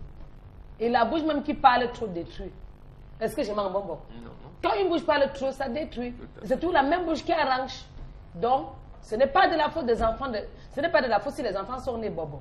Bon, nous ne ferons pas un débat sur les enfants des grandes familles. C'est un débat général. On pose une problématique précise sur ce plateau. Aussi, lorsque on succède à ses parents, après le passage des parents, on hérite des actifs et des passifs. Qu'on le veuille ou non, tant qu'on appartiendra à cette famille, l'histoire ne va cesser de nous accompagner. Et c'est à nous soit de défendre ou alors de plonger dans la boue l'image et l'image de notre famille. Ça, il faut le préciser. Que ce soit dans le domaine, tout ce dont on a cité, cela comme nom, n'appartiennent pas forcément à la politique. Il y a des gens qui ont été, on va prendre la famille Soa, par exemple. La famille Soa, est-ce que c'était dans le domaine de la politique, même si à la fin de la vie, il s'est versé dans la politique, c'était beaucoup plus dans le monde des affaires. Et il faut démontrer combien d'hommes politiques, prenons même seulement les familles, certaines familles, combien ont réussi sur le domaine économique à sauver l'image de leurs parents. Elles sont combien, où ils sont combien ces enfants, ou ces familles dont les parents étant trépassés, les enfants ont pris des actions là-dessus. Et donc justement... Donc c'est pour dire que aujourd'hui les parents, les enfants ont le devoir, l'obligation de perpétuer la mémoire de leurs parents. Voilà la crise anglophone. Combien de familles, citez-moi, il y a des familles qui sont en pleine construction, il y a des familles existantes depuis les années des indépendances. Qu'ont-elles fait? Qu'ont-elles dit? Quelles sont les actions qu'elles ont prises? Alors, il faut s'interroger. Elles ont péché par leur mutisme, un mutisme assourdissant. Mbambok, là on parle d'une problématique quand même importante parce que dire sur ce plateau que les enfants ne sont pas comptables de ce que leurs parents auraient fait, ce serait quand même ne pas voir que certaines familles justement disparaissent dans l'anonymat suite à ces engagements, suite à ces enfants qui disent non, mon père a été si, moi je n'ai pas le droit de faire ça. Et on voit des familles aujourd'hui qui même s'entre-déchirent parce qu'elles n'ont pas le souci de préserver l'honneur de leur famille. Si votre père a été un dictateur, vous devez être dictateur.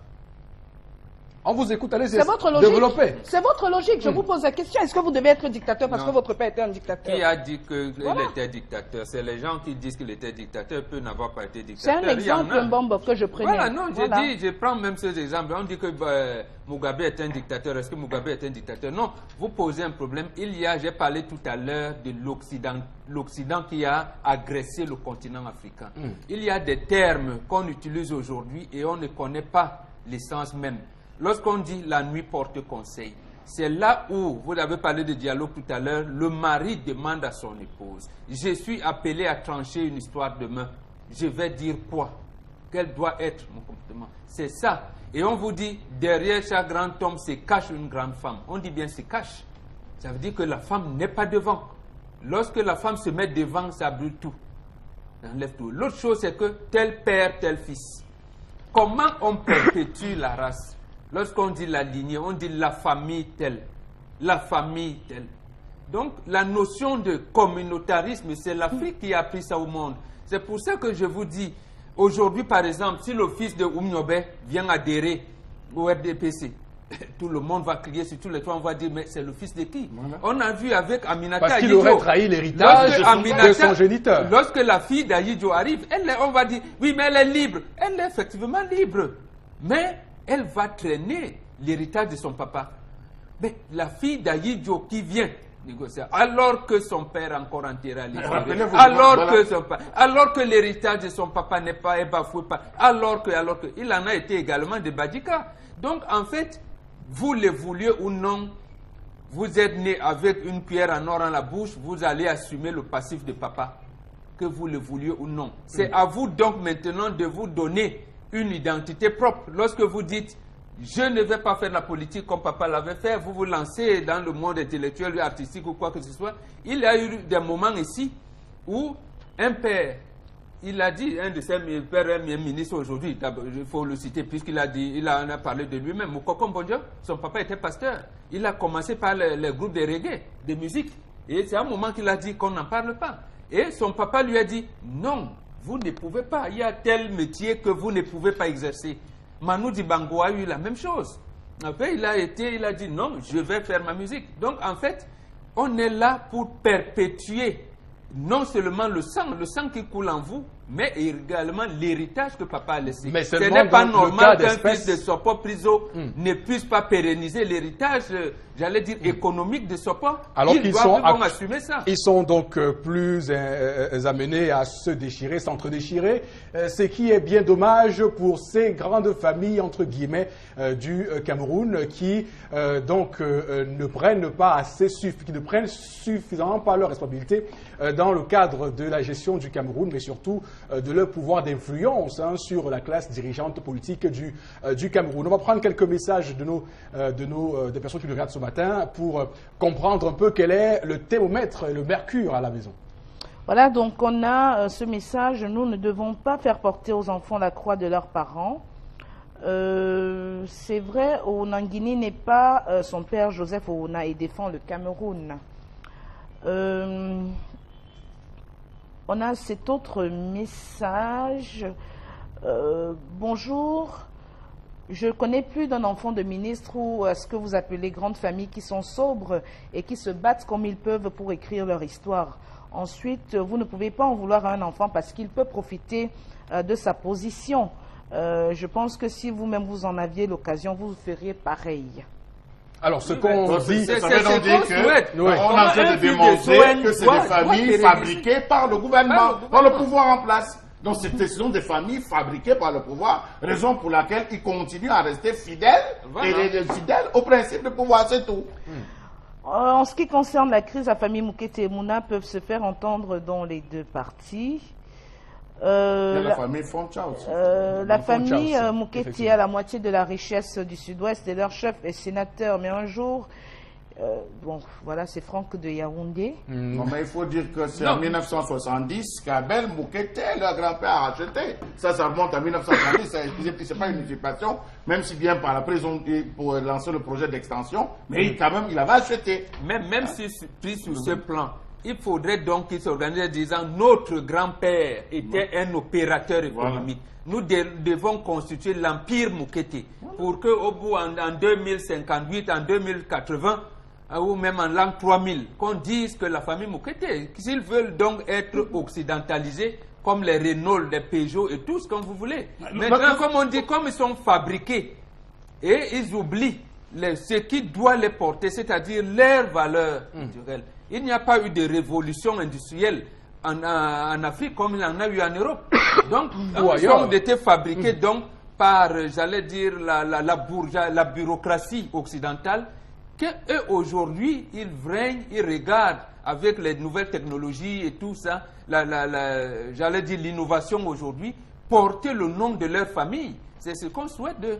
Et pérenniser ce nom-là pour que ce nom reste dans la postérité. Et c'est ce qu'on dit ici sur ce plateau pour ces grandes familles qui doivent prendre leurs responsabilités, surtout lorsqu'on sait que l'influence qu'elles ont au sein de l'appareil étatique est une influence vraiment forte, une influence qui justement peut être vue parce qu'on sait que beaucoup de crises au Cameroun n'ont pas pu être résolues parce que certaines familles se sont retrouvées emprisonnées par leur, on va dire entre guillemets, leur relation incestueuse avec le régime en place.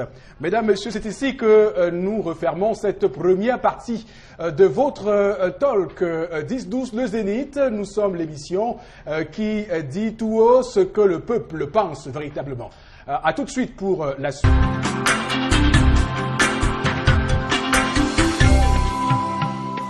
Très bien, retour sur ce plateau du 10-12 le Zénith. On va donc, avant de continuer ce programme en embrayant sur la revue des réseaux sociaux, dans un instant, Megui, on va prendre une autre brochette de réaction par SMS ce matin. Alors, on a Berlioz depuis Niala, Parizeau, que cette femme laisse passer les obsèques d'abord par rapport à l'histoire du jour. On a cet autre message, il faut qu'on enterre deux tombes qui perdent dans tout ça. Et si c'est son enfant qui était à la place de cet enfant, mes sœurs, soyons moins égoïstes avec cette histoire.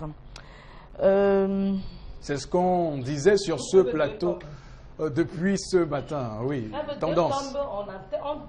Dès qu'il y a la tombe de l'enfant de son mari qui est son fils, on creuse aussi ça part à côté. Oh. Voilà, donc comprenons que chacun a son destin. C'est pas forcément parce que papa était opérateur économique que le fils le sera forcément. Ce n'est pas ce qu'on a dit sur ce plateau. Nous parlons de l'honneur d'une famille, savoir donc défendre l'honneur d'une famille, savoir être donc comptable de l'héritage de ses parents, de ses ascendants, parce que c'est important. Le fils de Sopop peut bien être un ingénieur en aviation, ça ne dérange pas, mais on vous dira toujours c'est le fils du milliardaire, c'est le fils de tel, c'est tout. Mais on ne condamne, il peut même être journaliste, il peut même décider de ne pas travailler ou devenir avocat. C'est normal, mais on dira toujours le fils de Sopop est devenu. Mais maintenant, pire est que si vous vous lancez dans les affaires comme votre père et que vous ne réussissez pas, on dit il n'a pas réussi. Pourtant, son père, voilà un peu ce qu'on veut faire ressortir. chacun a son choix, bien entendu, mais le regard de la société va vous suivre, toujours. Alors, on a Karine de Niala. Ma tante s'est mariée sous l'accord des deux familles. Après 6 ans de mariage, elle s'est rendue compte que son mari avait 2 enfants avec sa cousine. Est-ce normal, elle ayant 3 enfants? Là, c'est une situation vraiment très très compliquée, comme on dit.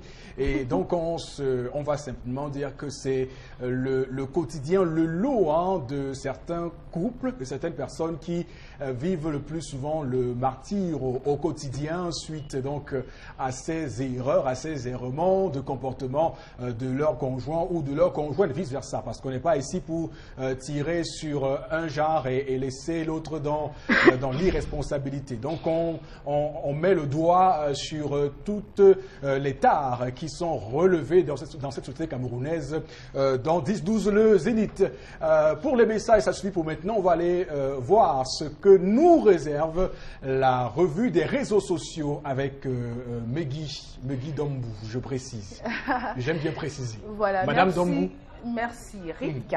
Merci. Donc, pour ce qui est de la revue des réseaux sociaux, on va parler en premier lieu de ce qui s'est passé hier. Voilà, il y a eu sur une émission dans une chaîne de télévision de la place, donc une sorte de confrontation entre journalistes, voilà, qui n'a pas cessé d'alimenter les potins sur la toile. Il s'agit bien évidemment de Roger Chantal Tuileux contre Soulé Onoyolo qui se retrouvaient donc ensemble sur un plateau de télévision. Des révélations ont été faites notamment à propos de l'histoire Samuel Eto'o-Fils, l'affaire Samuel Eto'o-Fils contre Nathalie Kwa, dont il en ressortait que Roger Chantal Tuileux aurait donc touché 5 millions de la part de Nathalie Kwa pour ce qui est de son conflit, ce qui était de son conflit contre Samuel Eto'o, 5 millions qui devaient être redistribués donc à certains responsables, entre certains responsables de médias, ce qui aurait été fait, l'a affirmé Roger Chantal Tuileux.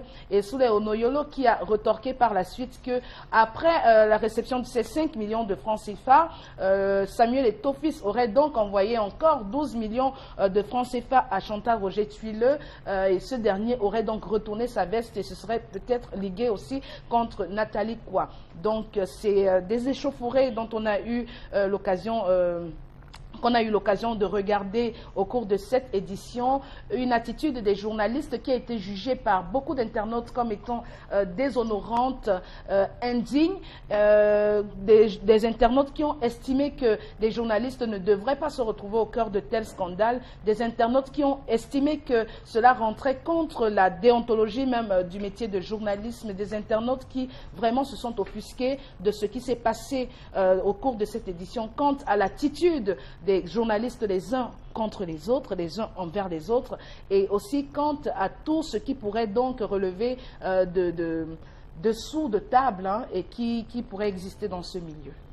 Voilà, tout à fait. On a bien compris cet échange, ces tirs à balles réelles sur un plateau de télévision, et on est en train de se demander, Mbombok, que devient ce pays, que se passe-t-il dans ce pays où des individus viennent à la télévision déclarer sans crainte, sans peur, avec arrogance les différentes tares, les fautes qu'ils traînent, les casseroles qu'ils traînent sans avoir peur, sans être inquiétés. Le Cameroun qui est, comme disent certains, dans le bas-fond parce qu'on a finalement normalisé l'écart. Et donc, parlant de ce métier de journaliste, on a assisté à des propos blessants de nombreuses personnes qui observent les médias et qui trouvent que les journalistes aujourd'hui ne sont plus crédibles. Les journalistes sont donc des journalistes aux ordres, ils sont corrompus et ça tend à jeter l'opprobre sur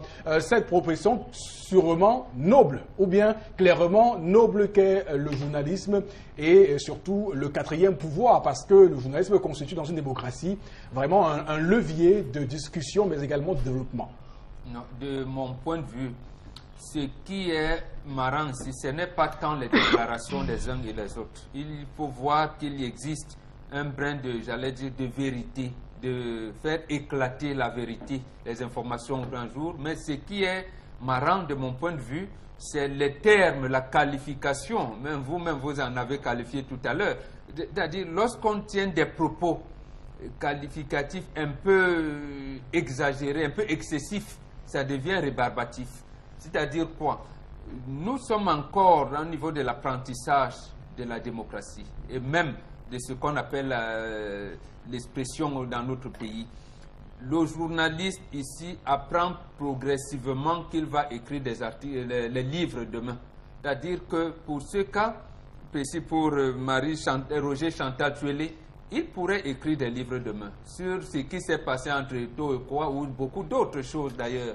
Or, nous, c'est précisément parce que nous n'avons pas encore la culture des livres. C'est-à-dire que c'est le journaliste, historien du présent, qui peut à un moment donné rendre public les scandales. Parce que dans l'organe de presse, à la télévision, à la radio, à la presse écrite du travail, il est encadré. On lui dit, fais un article d'une page et demie, fais un article d'1 minute 30, fais un article de temps. Il est limité. Maintenant, quand il se porte donc comme, j'allais dire, comme autorité de la société, comme je viens de dire, il sort un livre.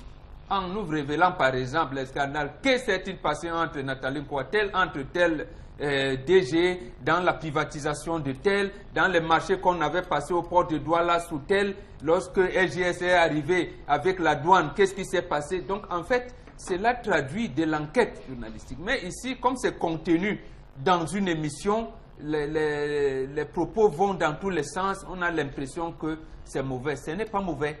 La société évolue par les crises. Et il arrivera un moment où les journalistes, leur acquaintance avec les hommes politiques, avec les milieux sportifs et tout, va revenir et sous forme de livres, et les sociologues, les historiens vont s'en inspirer pour regarder l'évolution de la société. C'est comme ça qu'on apprécie en fait les situations dans des pays donnés, dans des environnements, et tous les pays ont grandi sous cette forme-là.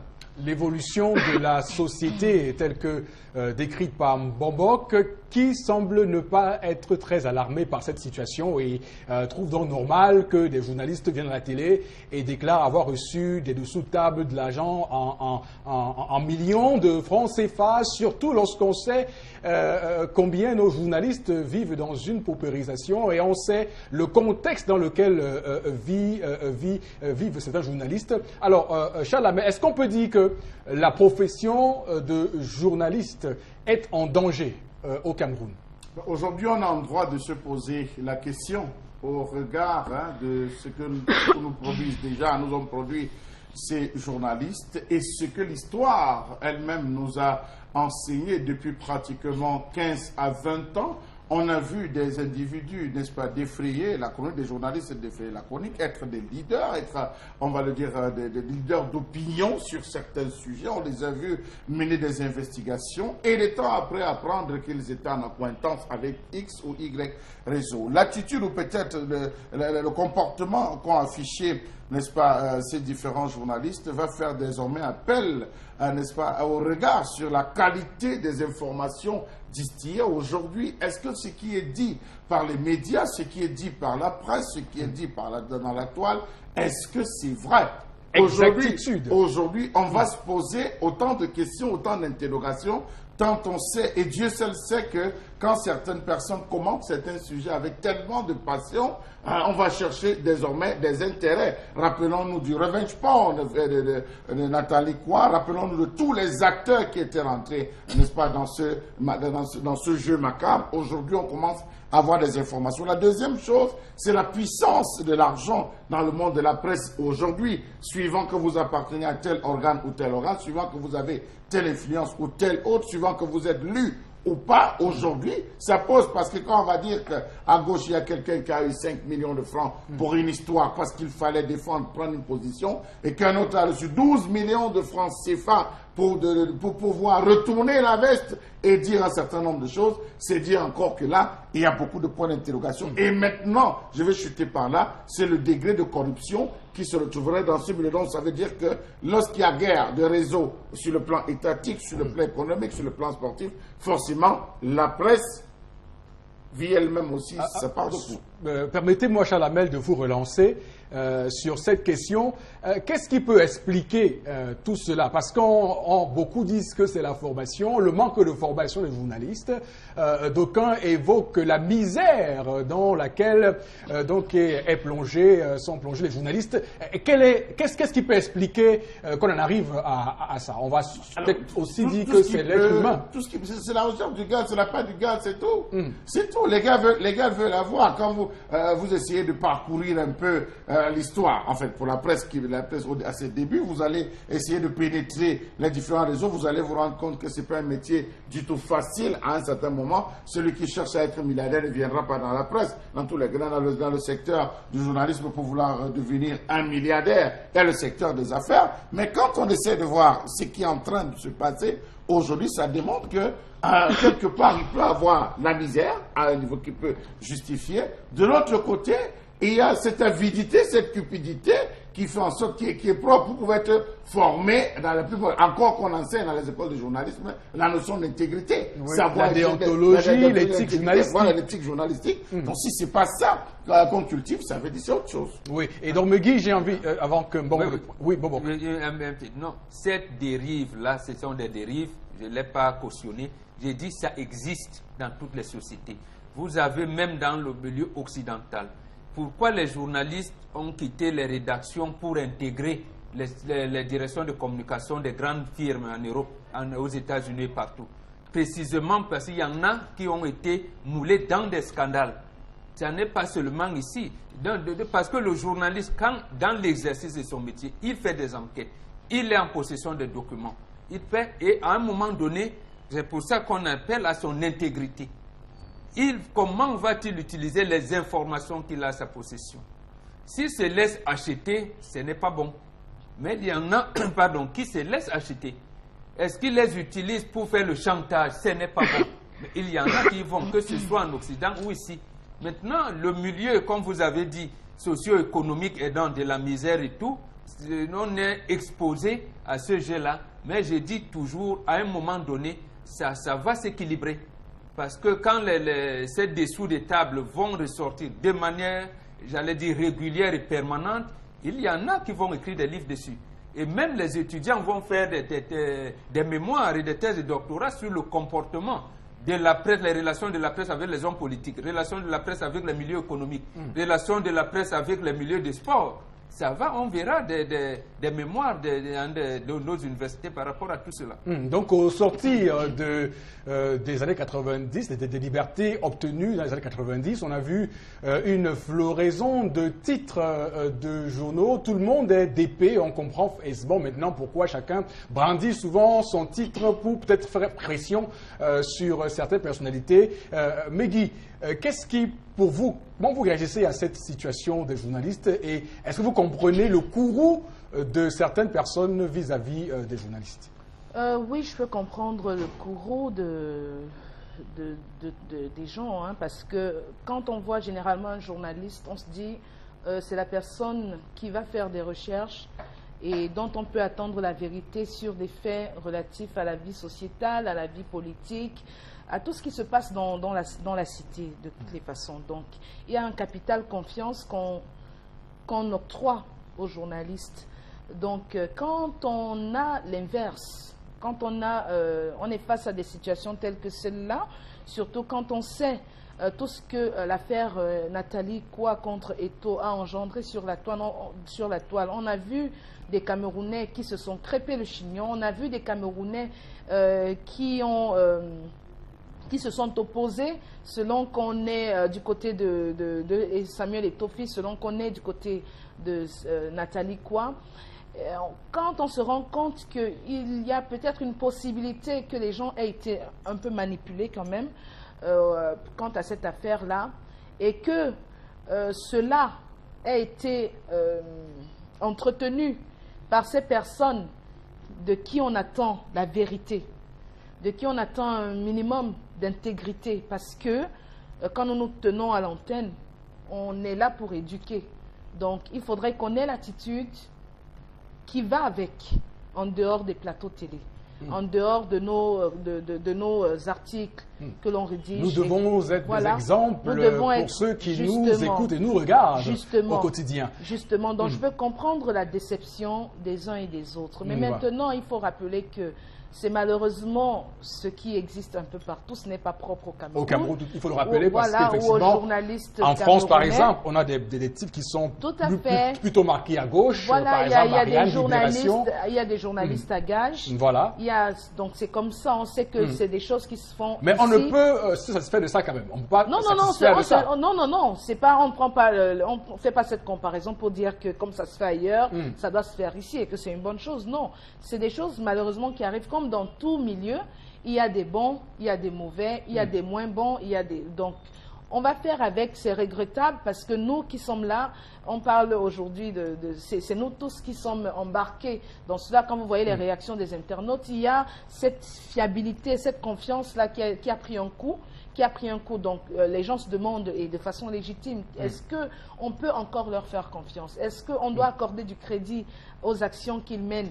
Donc ça a marqué un vrai coup à la... Et ce qui a été noté également dans ces différents commentaires, c'est que bon, la chaîne que vous regardez maintenant, Equinox, reste quand même à un niveau de crédibilité assez élevé. On va le signaler sur les réseaux sociaux. Enfin, je le mentionne. Il faudrait pas qu'on soit prétentieux. Surtout que Tendance est une femme qui dit non au gombo. Ouais. Oh. Quand mes parents ne parlent trop, oh, longue bouche, on vous a descendu sur les réseaux sociaux.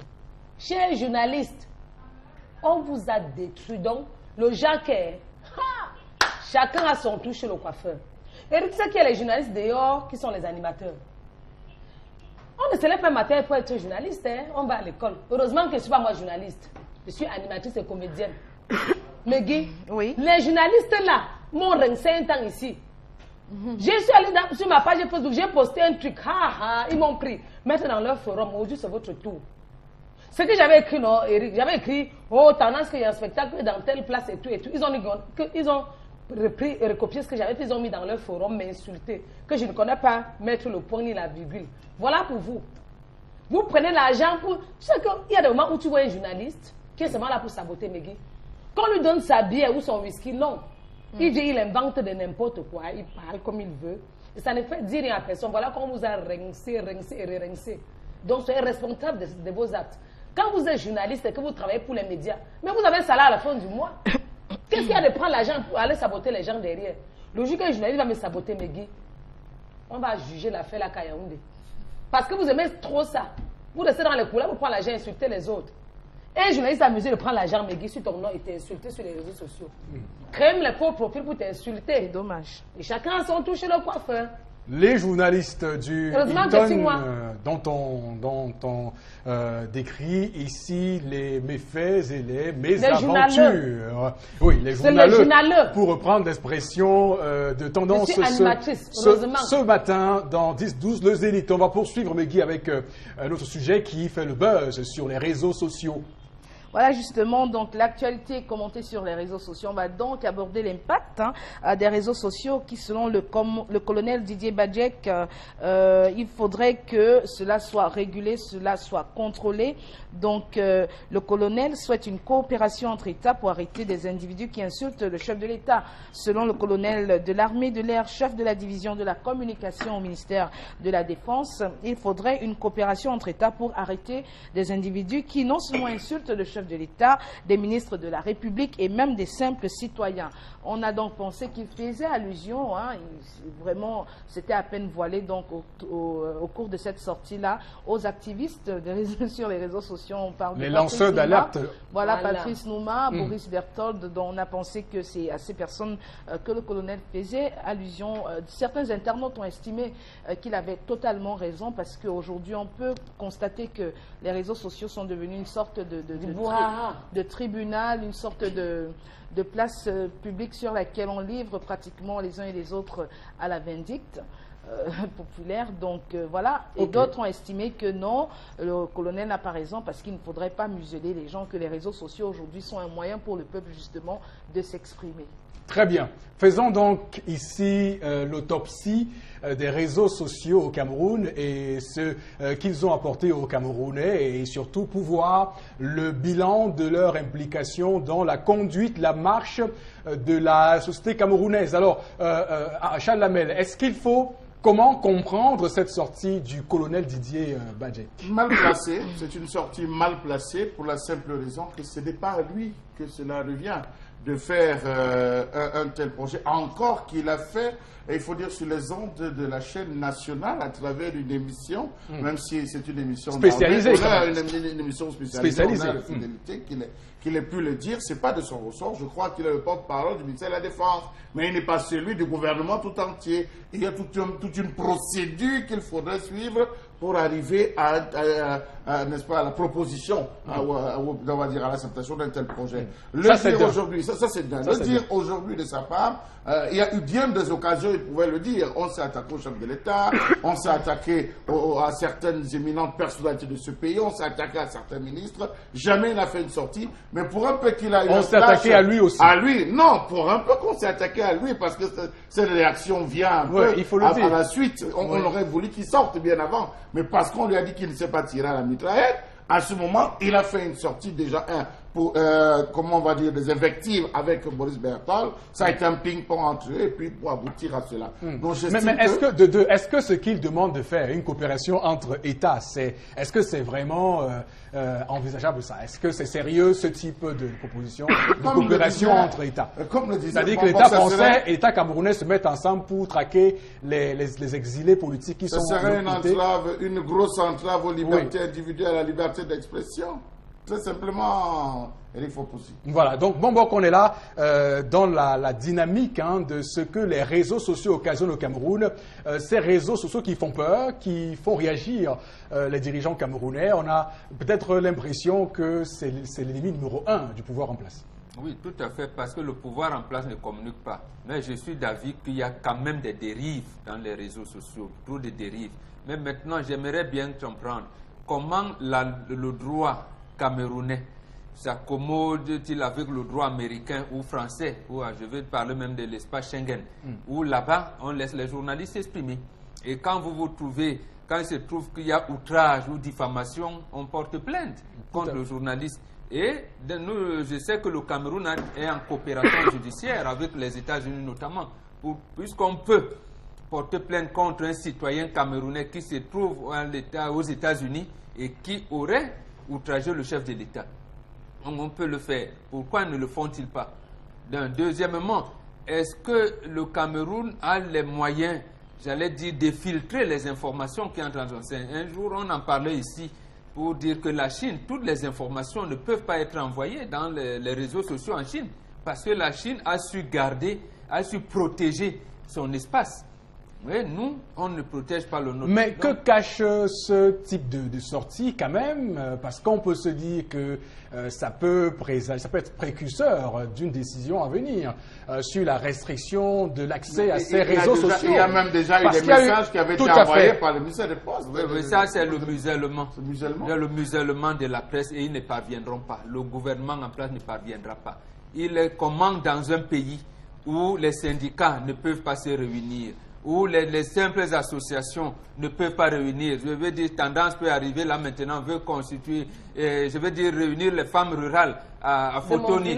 Voilà, on va dire, il faut que le sous-préfet sache, alors que peut-être elle allait pour une cérémonie, je ne sais pas, de funérailles, elle s'est rendue compte que la manière avec laquelle sa maman travaillait quand elle grandissait, dans une sorte d'association, ce n'est plus le cas. Et qu'en 5-10 minutes, les femmes qui sont arrivées là aux obsèques, elles peuvent les entretenir. On va dire, non, Kenya est en train d'organiser une réunion. Trouble à l'ordre public, voilà le gros mot. Voilà, ne parlons pas de partis politiques. Et pourquoi, quand on muselle toute une population comme ça, c'est tout à fait, c'est même justifié que les citoyens utilisent des moyens, même en France. On a libéralisé l'audiovisuel lorsqu'on a commencé à créer des radios pirates. Le citoyen était opprimé. Demandons au gouvernement de ne pas opprimer le citoyen camerounais. À ce moment-là, on pourra commencer à, j'allais dire, à demander le respect de certaines normes. Mais lorsque vous les opprimez, on ne peut pas enfermer la fumée. Hein. La fumée, ce sera toujours un moyen de s'échapper. Mais Guy, on va quand même noter quelques dérives qui sont observées sur ces réseaux sociaux. C'est donc souvent l'utilisation un peu abusive et un peu désordonnée et irresponsable de certains Camerounais de ces réseaux sociaux. Voilà, moi je pense que oui, il y a lieu de quand même essayer de canaliser, parce que désormais, il suffit que quelqu'un en ait après vous, il peut formater une histoire comme ça et la mettre sur les réseaux sociaux. C'est-à-dire que avant que les responsabilités ou même que votre culpabilité soit avérée, le mal est déjà fait. Vous avez déjà votre nom qui est traîné dans la boue, vous avez, et puis il y a des conséquences qui en découlent. C'est-à-dire, même si après, il s'avère que vous avez été diffamé, mais le mal a déjà été fait. L'impact psychologique, mental... On a partagé. Tout à fait. Donc, ça devient extrêmement récurrent et dangereux même parce que désormais, on a des règlements de compte qui se font sur les réseaux sociaux. Non, on ne peut pas laisser une anarchie pareille prospérer. Prospérer sur les réseaux sociaux parce qu'il y a de l'inquisition. N'oublions pas aussi que les Camerounais en ont marre et les Camerounais sont frustrés. N'oublions pas que la toile est devenue aujourd'hui ce lieu un défouloir. Un défouloir. Ils vont verser l'ensemble de leur frustration. Il vous suffit de parcourir toute la journée pour voir toutes les frustrations. C'est même là où il faut placer le thermomètre pour pouvoir voir comment... Pour mesurer l'état... la société camerounaise. Ça ne va véritablement pas. Pour un rien, vous avez des gens qui sont colériques, vous n'avez rien fait à personne. La personne s'arrange à vous engueuler tout au long de la journée. Mais allez fouiller, vous allez vous rendre compte que c'est quelqu'un qui a des problèmes. Vous voyez des gens qui empruntent des habits pour se filmer, qui empruntent des habits aux voisins, qui vont au marché, qui s'habillent, ils se filment, ils font des selfies juste parce qu'il faut saturer la toile. Vous avez des gens qui choisissent des véhicules. Il y a des frustrés. Rappelons, oui, Megui. Il faut signaler qu'il ne faudrait pas qu'on fasse un amalgame aussi quand même entre ce qui est la liberté d'expression au libertinage d'expression. Parce que ça va dans tous les sens désormais. Au moins, il faudrait que les personnes qui prennent sur elles de mettre d'autres personnes, de livrer certaines personnes sur la toile, se rassurent de ce qu'elles ont des informations, justement des informations exactes, dévoilées. Ou alors qu'elles sachent que en cas de diffamation, il faut vraiment qu'elles soient frappées. Parce que c'est trop facile.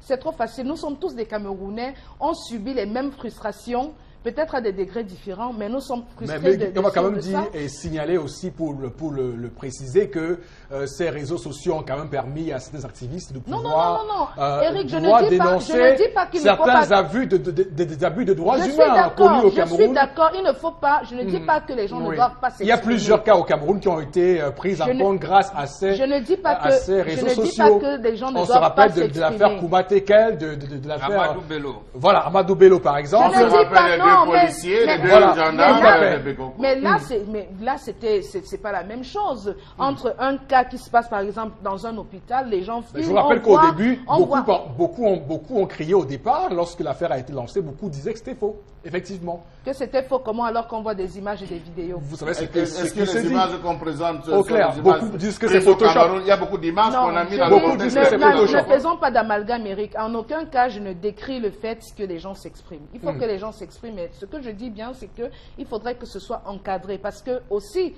vrai que ça a pu aider certains, il ne faudrait pas que des innocents aussi en pâtissent. Voilà. Donc... Eric, je te vois depuis tu ne veux pas qu'elle parle. Parle, maman. Voilà, je peux parler. Parle, maman. Parlant des réseaux sociaux. Oui. Vraiment. Chaque jeudi qu'on me suspend ça, moi on ne suspend pas. Mais je vois que les réseaux sociaux là, c'est un gros problème. Je reste connecté. Vous savez ce que ça fait quand vous restez connecté, vous voyez un patriarche, un père, le président de la République, que les gars ont fait le montage, le fait s'asseoir sur un pot. Vous savez ce que ça fait? Ce n'est pas beau à voir. Non, respecter les gens. Respecter les gens qui ont vécu. Tu vois comment on envoie les photos, le père de la nation assis sur un pot. C'est l'image du Cameroun que vous fauchez. Hein? Oui, c'est l'image du Cameroun. Parce que vous avez dit que non, on fait du mal au père, vous faites du mal à vous-même. Parce que vous m'avez regardé, on va dire que c'est le président du Cameroun.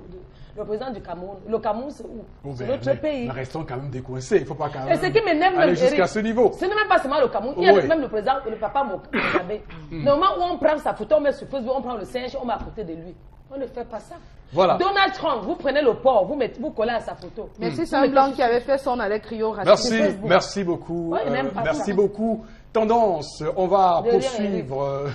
Voilà donc la dernière information, Vraiment. un autre fait qui a fait les choux gras sur la toile, c'est justement cette supposée lettre du supermarché Dove, sans publicité aucune, du responsable du supermarché Dove, donc qui lançait un appel de recrutement seulement aux personnes venant de sa tribu. Je dis bien supposée lettre, prétendue lettre de recrutement, donc qui a été largement commentée sur les réseaux sociaux. Beaucoup se sont offusqués de ce que des choses comme ça soient observées. On a parlé de repli identitaire, on a parlé de communautarisme, de tribalisme, mais il faut noter également que le promoteur de ce supermarché a commis un démenti.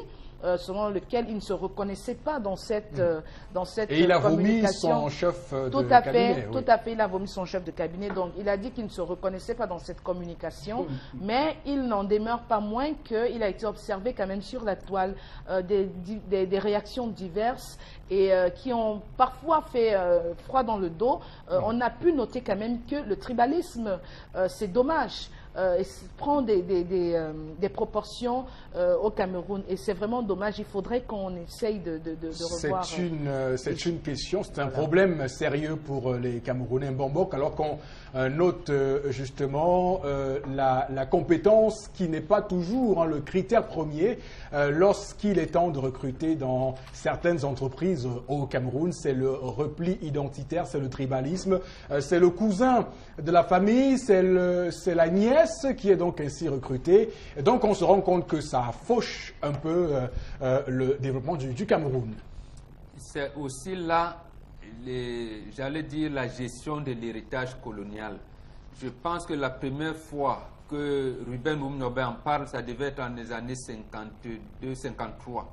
Lorsqu'il appelait, j'allais dire, il lançait l'alerte à l'opinion nationale en leur disant le colon est en train d'élever les citoyens les uns contre les autres, en disant à certains, vous êtes meilleurs dans le commerce, vous allez remplacer tel. Vous êtes dans l'administration, c'est vous qui allez nous remplacer. Il a tiré l'attention. Mais comme d'habitude, il y en a qui se délectent de ce genre d'approche des colons, je veux dire, en se préservant de ces orientations-là, oui, mais on a dit que ma tribu était mieux que tel autre, donc vraiment, quand les Blancs eux-mêmes disaient ça, c'est que c'est vrai. Nous allons nous battre pour le faire. Lorsqu'on a déclaré, lorsque les Nations Unies ont admis enfin que le Cameroun allait être indépendant, un colonel français vient vous dire que le Cameroun va à l'indépendance avec un caillou dans la chaussure, le Bamileke. Là encore, ça a amené les Bamileke à se considérer comme, j'allais dire, les Oni, les gens qui sont en marche de la République. Et certains aussi, entre eux, ont commencé à se constituer en espèce de lobby qui vient, j'allais dire, réclamer sa part de gâteau en la République, en oubliant que ceux qui considéraient comme les pères de la nation camerounaise, dont Oumniobe Moumye Wandje et Kingé, les avaient interpellés pour des risques, des dérives que cela pourrait arriver. Voilà. Malheureusement, effectivement, Aïdjo, qui est donc, on a appelé pendant longtemps, qui était les évolués, représentait le parti des évolués du Nord. C'est comme ça qu'on le prend. Et quand on lui confie donc l'administration, c'est tout à fait normal qu'ils s'inscrivent dans la logique de ceux qui l'ont mis là. En tribalisant, on vous dit par exemple, l'axe nord-sud a fait que, l'axe nord-sud, ainsi de suite, ainsi de suite. Et maintenant, son successeur constitutionnel arrive. On commence à vous dire le pays organisateur. Les termes commencent à venir comme pays organisateur. Le grand centre, le grand ceci. Ça commence donc à aller dans tous les sens. Dans tous les sens. C'est ça qui aboutit. Voilà. C'est ça qui aboutit donc aujourd'hui au mémoranda, ainsi de suite, ainsi de suite. Donc la solution à ce problème vient du fait que ce régime doit changer. que ce régime, ou moins ce système doit changer. C'est ce qu'on appelle, les UPCs aiment appeler ce terme-là, que j'apprécie également, le système Ojoula. Il faut changer le système que lui, Paul Ojoula, a institué au Cameroun, en venant avec des hommes nouveaux qui vont diligenter une autre chose, un autre modèle. Mais le malaise est grand parce qu'on assiste à une résurgence de cette thématique tribalistique au Cameroun. Cela fait suite à cette sortie du LACAM signé par Sinjun Pokam et Chanda Tonme. Et on sent un malaise général dans le pays, hein, Charles Lamel, concernant le repli identitaire. Mais c'est pas nouveau. C'est pas nouveau. Mais sauf que depuis quelques temps, quand même, on sent une montée en puissance de cette thématique. C'était masqué. C'est parce qu'Éric Fopoussi, vous n'avez pas encore eu l'occasion de vous retrouver dans le bureau d'une personnalité. Vous allez vous rendre compte que là-bas, on ne cause pas français. On cause littéralement. Je veux dire l'appropriation de cette thématique dans l'espace public. Oui, je dis même dans l'espace public. Je parle des personnalités. Et médiatique, c'est-à-dire. Voilà. Non, je ne vais pas rentrer dans le cadre médiatique, mais je reste sur le plan officiel et sur le plan, n'est-ce pas, on va dire, ouvert, public, comme je prends l'angle que vous avez donné pour dire que c'est grave. Le tribalisme, c'est que n'ayons pas peur des mots. N'ayons pas peur des mots. Qu'est-ce qu'il faut faire? Il faut pénaliser le tribalisme? Non, il faut pénaliser, il faut qu'on punisse, c'est vrai, mais vous allez punir qui? Et comment qualifier donc ces actes-là? Revenons à l'acte qui a été posé. Moi, j'estime que si cela ne manait pas de lui, on n'allait pas se retrouver à suspendre, à chasser, à congédier son chef de cabinet. Donc, on dit il n'y a pas de fumée sans feu. Lorsque vous parcourez la toile, il y a des gens qui vous invitent à comparer les signatures, il y a des gens qui vous invitent à analyser le cachet, il y a des gens qui vous invitent à comparer la texture, même l'utilisation de certains mots dans les deux comme dans l'autre, il y a des gens qui vous invitent à regarder jusqu'au virgule pour dire que, je ne vais pas dire que ça émane de lui, je ne veux pas dire que ça n'émane pas de lui, mais on a eu des cas où cela, avec notamment Basile Tangalakuna, au sujet vous chutez.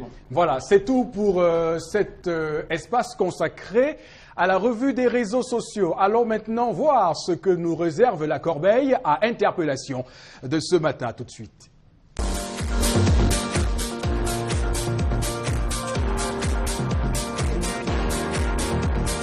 Bon, moi je constate que l'idée nouvelle d'abord, c'est un problème d'abord de détournement. Il faut revoir le problème de détournement et le problème d'infrastructure au Cameroun et le problème de la mentalité des Camerounais aussi, oui. Parce que de nos jours, on constate que ceux qui nous dirigent, les dirigeants camerounais, ne prennent pas le sérieux. En fait, ils dirigent en fonction de leur poche et pour leur vente. Ou un peu, il y a des détournements. Et maintenant, les jeunes Camerounais, on constate aussi de nos jours que les jeunes Camerounais ne veulent plus travailler. La majorité sont seulement dans les bars. Vous voyez un peu. Et ça fait en sorte que nos dirigeants ont laissé aller. Ils n'ont pas un contrôle, ce qui fait que les gars font du n'importe quoi. Je me dis que c'est à ce niveau-là qu'il faut un peu toucher les Camerounais, puisque en voyant l'exemple un peu,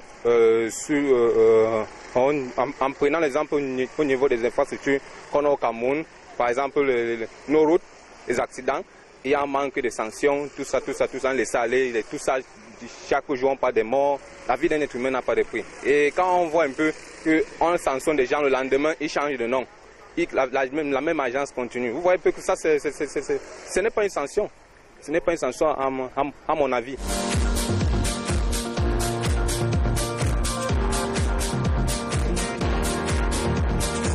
Voilà, très bien. On note là, c'est le régime de l'impunité qui a droit de citer désormais c'est l'impression que nous avons que les personnes qui commettent des forfaits sont souvent protégées ou simplement caressées au sens du poil pour, voiler certains aspects de leurs accointances avec dont les personnes haut placées. Bon.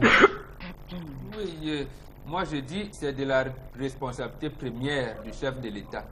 C'est quand même lui qui a prêté serment en disant rigueur dans la gestion, moralisation. Précisément. Sa première interview à la télévision camerounaise remonte en février 1987. Quand Eric Tchindjé, rédacteur en chef de la CTV, lui pose des questions relatives à ces sujets, il a dit qu'il n'avait pas de preuves. Il voulait que les preuves viennent d'où? Alors que le corps social est complètement gangréné. Bon, on arrive là et c'est tout. Et c'est encore lui qui dénonce les goulots d'étranglement, les inerties et tout, et il ne fait rien. Moi, je l'observe. Vous observez. Donc on va tout de suite et maintenant introduire sur ce plateau, madame, monsieur, le partenaire et parler de l'opération Un citoyen, un tricycle Lifan, nouvelle version. Bonjour et bienvenue sur ce plateau. Wonderful chez Grand Bazar. Grand Bazar lance l'opération Un citoyen, un tricycle Lifan de 3 roues ou 5 roues à partir de 999 900 francs CFA. Découvrez son moteur 200cc très puissant avec réducteur, sa faible consommation de carburant, sa carrosserie solide et spacieuse qui lui permet de supporter jusqu'à 2000 kg de charge et de transporter jusqu'à 126 casiers de bière en un seul tour. Ce n'est pas tout. Dès l'achat de votre tricycle Lifan, Grand Bazar vous offre de nombreux bonus gratuitement, avec en plus l'opportunité de participer à une grande tombola qui vous permettra de gagner instantanément plein de lots surprises ou un autre tricycle Lifan. Alors, ne ratez pas cette opportunité unique chez Grand Bazar. Les tricycles Lifan chez Grand Bazar, c'est une garantie de 6 mois ou 6000 km de parcours, la disponibilité des pièces de rechange d'origine à moindre coût et un service après-vente 24 heures sur 24 assuré par des techniciens chevronnés. La direction générale Grand Bazar est située à Douala, feu rouge Bessengue. Contact commercial 243 17 63 10. Avec les tricycles Lifan chez Grand Bazar, enjoy Lifan, enjoy live. Eh bien, retournons sur ce plateau avec le tricycle Lifan. Nous accueillons donc monsieur Tambo pour en parler. Bonjour. Bonjour Eric, bonjour à toute l'équipe du Zénith 10-12. Bon début de semaine à tous les fidèles clients de Grand Bazar et cette semaine qui s'annonce époustouflante chez Grand Bazar. On parle aujourd'hui de l'opération Un citoyen, un tricycle Lifan de nouvelle version. C'est reparti avec l'opération. Chaque citoyen camerounais doit avoir cette nouvelle gamme de tricycles qui vient d'arriver chez Grand Bazar, qui est le représentant et le distributeur exclusif de la marque Lifan en Afrique centrale et met à la disposition de ses clients les 8 nouvelles gammes de tricycles plus efficaces pour la distribution facile et rapide de vos produits, quel que soit l'endroit où vos clients se trouvent, même sur des terrains très accidentés. Cette nouvelle gamme de tricycles qui résistent sur des routes accidentées vont vous satisfaire et vous permettre d'accroître votre chiffre d'affaires, Eric. Est-ce que ces tricycles Lifan répondent aux exigences des consommateurs? Bien sûr, Eric, cette nouvelle gamme de tricycles Lifan avec son moteur 200cc, très puissant, doté d'un réducteur 4x4, son ensemble Pomboster qui permet au tricycle de supporter les charges lourdes, sa carrosserie plus spacieuse et longue qui charge jusqu'à 126 casiers de bière et 50 brouettes de sable en un seul tour font de la marque Lifan le leader sur le marché et évidemment ça répond exactement à vos exigences, les doléances que vous avez posées. Les voilà, la nouvelle gamme est là. On va maintenant évoquer le problème du chauffage des tricycles Lifan. Oui, Eric, il est important de préciser ici que ces tricycles sont dotés soit d'un ventilateur à air, soit d'un radiateur à eau. Ceci pour pallier définitivement au problème du chauffage. Vous ne pouvez pas avoir dans cette nouvelle gamme de tricycles un tricycle qui n'est pas doté soit d'un ventilateur, soit d'un radiateur, parce que nous avons constaté avec la nouvelle technologie de Lifan Industry Group qu'un moteur neuf chauffe exagérément. Donc, nous avons accroché au-dessus du moteur 200cc des ventilateurs et des radiateurs selon la gamme de tricycles que vous avez choisi. De nombreuses entreprises et multinationales qui nous font confiance depuis plus d'une dizaine d'années peuvent témoigner de ces avantages que vous ne pouvez trouver que chez Grand Bazar et nulle part ailleurs. Alors, vous deviez acheter vos tricycles et demander la fiche d'entretien qui vous permet de suivre efficacement l'entretien de votre tricycle sans erreur. Alors, je saurais vous quitter, Eric, ici, sans vous dire, enjoy Lifan, enjoy life, rendez-vous chez Grand Bazar tout de suite parce que ça s'annonce très époustouflante, les 8 gammes de tricycles Lifan. Grand Bazar, enjoy Lifan, enjoy life. Wonderful chez Grand Bazar. Grand Bazar lance l'opération Un citoyen, un tricycle Lifan de 3 roues ou 5 roues à partir de 999 900 francs CFA. Découvrez son moteur 200cc très puissant avec réducteur, sa faible consommation de carburant, sa carrosserie solide et spacieuse qui lui permet de supporter jusqu'à 2000 kg de charge et de transporter jusqu'à 126 casiers de bière en un seul tour. Ce n'est pas tout! Dès l'achat de votre tricycle Lifan, Grand Bazar vous offre de nombreux bonus gratuitement, avec en plus l'opportunité de participer à une grande tombola qui vous permettra de gagner instantanément plein de lots surprises ou un autre tricycle Lifan. Alors, ne ratez pas cette opportunité unique chez Grand Bazar. Les tricycles Lifan chez Grand Bazar, c'est une garantie de 6 mois ou 6000 km de parcours, la disponibilité des pièces de rechange d'origine à moindre coût et un service après-vente 24 heures sur 24 assuré par des techniciens chevronnés. La direction générale Grand Bazar est située à Douala, feu rouge Bessengue. Contact commercial 243 17 63 10. Avec les tricycles Lifan chez Grand Bazar, enjoy Lifan, enjoy life. C'est parfait. On est de retour sur ce plateau et on s'achemine vers la fin de ce programme. Mais avant d'y arriver, on va prendre quelques messages. Meggy, voilà donc, oui, Eric, on a René qui nous dit la liberté d'expression n'est pas libertinage d'expression. Les gens ne doivent pas dire n'importe quoi dans les réseaux sociaux. C'est à lui d'en parler, au colonel Badjek, en tant que responsable de la communication au ministère de la Défense. Sauf que tout à l'heure, Charles Lamel évoquait la possibilité pour le ministre de la Communication... Le gouvernement a un porte-parole. Considéré comme le porte-parole du gouvernement, même s'il n'y a pas un texte précis qui le dit. Donc, qui est porte-parole du gouvernement de sortir et de dire cela. Donc après... C'est la posture qu'on a sur ce point. C'était juste une opinion, non? C'était juste une opinion, non? Éditoriale, dans une émission qui a pignon sur rue, qui a un poids au Cameroun quand même. Ok. La suite des messages. Géraldine qui nous dit « J'ai suivi le débat d'hier de bout en bout et je pense que les journalistes devraient avoir honte car échanger des propos barbares sur un plateau de télé n'honore pas leur métier. Nous voulons copier le blanc mais on copie mal et c'est regrettable. » Voilà, donc on a apparenté cet échange, d'échange qui voulait très bas. Donc il faut simplement le dire comme ça ce matin.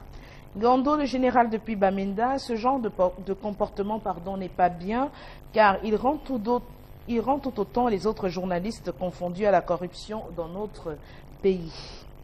Oui, donc on a parlé de la corruption Bombok dans ce métier et donc il est important qu'on puisse lessiver clairement ce métier de la corruption. C'est très ambitieux, mais il faut quand même commencer à y penser. C'est pour ça qu'en réalité, une institution, la Commission nationale, comment on l'appelle? Anticorruption, la CONAC. Non, le Conseil national de la communication, le CNC, oui, les journalistes, c'est au sein de la profession qu'on régule tout. Les médecins se réunissent entre eux pour définir et encadrer, suivre, se conformer à leur code médical. Les pharmaciens, c'est la même chose. L'ordre des pharmaciens, l'ordre des avocats. Pourquoi on empêche aux journalistes de ce pays de se réunir? Chaque fois qu'ils ont lancé, nous étions là en 1996 avec Amadou Vamour, que lorsqu'on lance l'Union des journalistes du Cameroun, on met à notre sein une commission d'éthique. On tout fait, le gouvernement fait tout pour mettre, une institution étatique pour venir corroborer et vous dire prochainement vous serez soumis à telle ou à telle orientation. C'est ça en fait qui montre que qui fait encore ressortir ce genre de dérapage qu'on observe aujourd'hui. Donc, même si on comme disaient Meggy et Charles Lamel, ces dérives, on les dénonce, ça existe partout. Mais progressivement, on va parvenir à un équilibre. Et ceux qui ne sont pas qui ne respectent pas ces règles d'ontologie vont partir. On appelle ça la mort sociale du journaliste. Ils vont mourir socialement. La sélection naturelle des bons. Augustin Adouala, voilà, nous avons vu le miroir de notre société à travers cette émission. Corruption, trafic de pouvoir, instrumentalisation de la justice. Ayons le courage de l'admettre au lieu de faire la politique de l'autruche, au lieu de crier à la fausse modestie. Voilà, donc c'est vraiment très bien résumé et c'est sur ces mots très sages qu'on va mettre un terme à cette autre édition de votre émission 10-12, le Zénith. On va remercier tout le panel ici présent, Charles Lamel, Meggy Dombou, Momok Bengan, mais également Tendance Kenya. On se retrouve très bientôt sur Equinox Télévision, la chaîne numéro 1. Bonne journée à vous.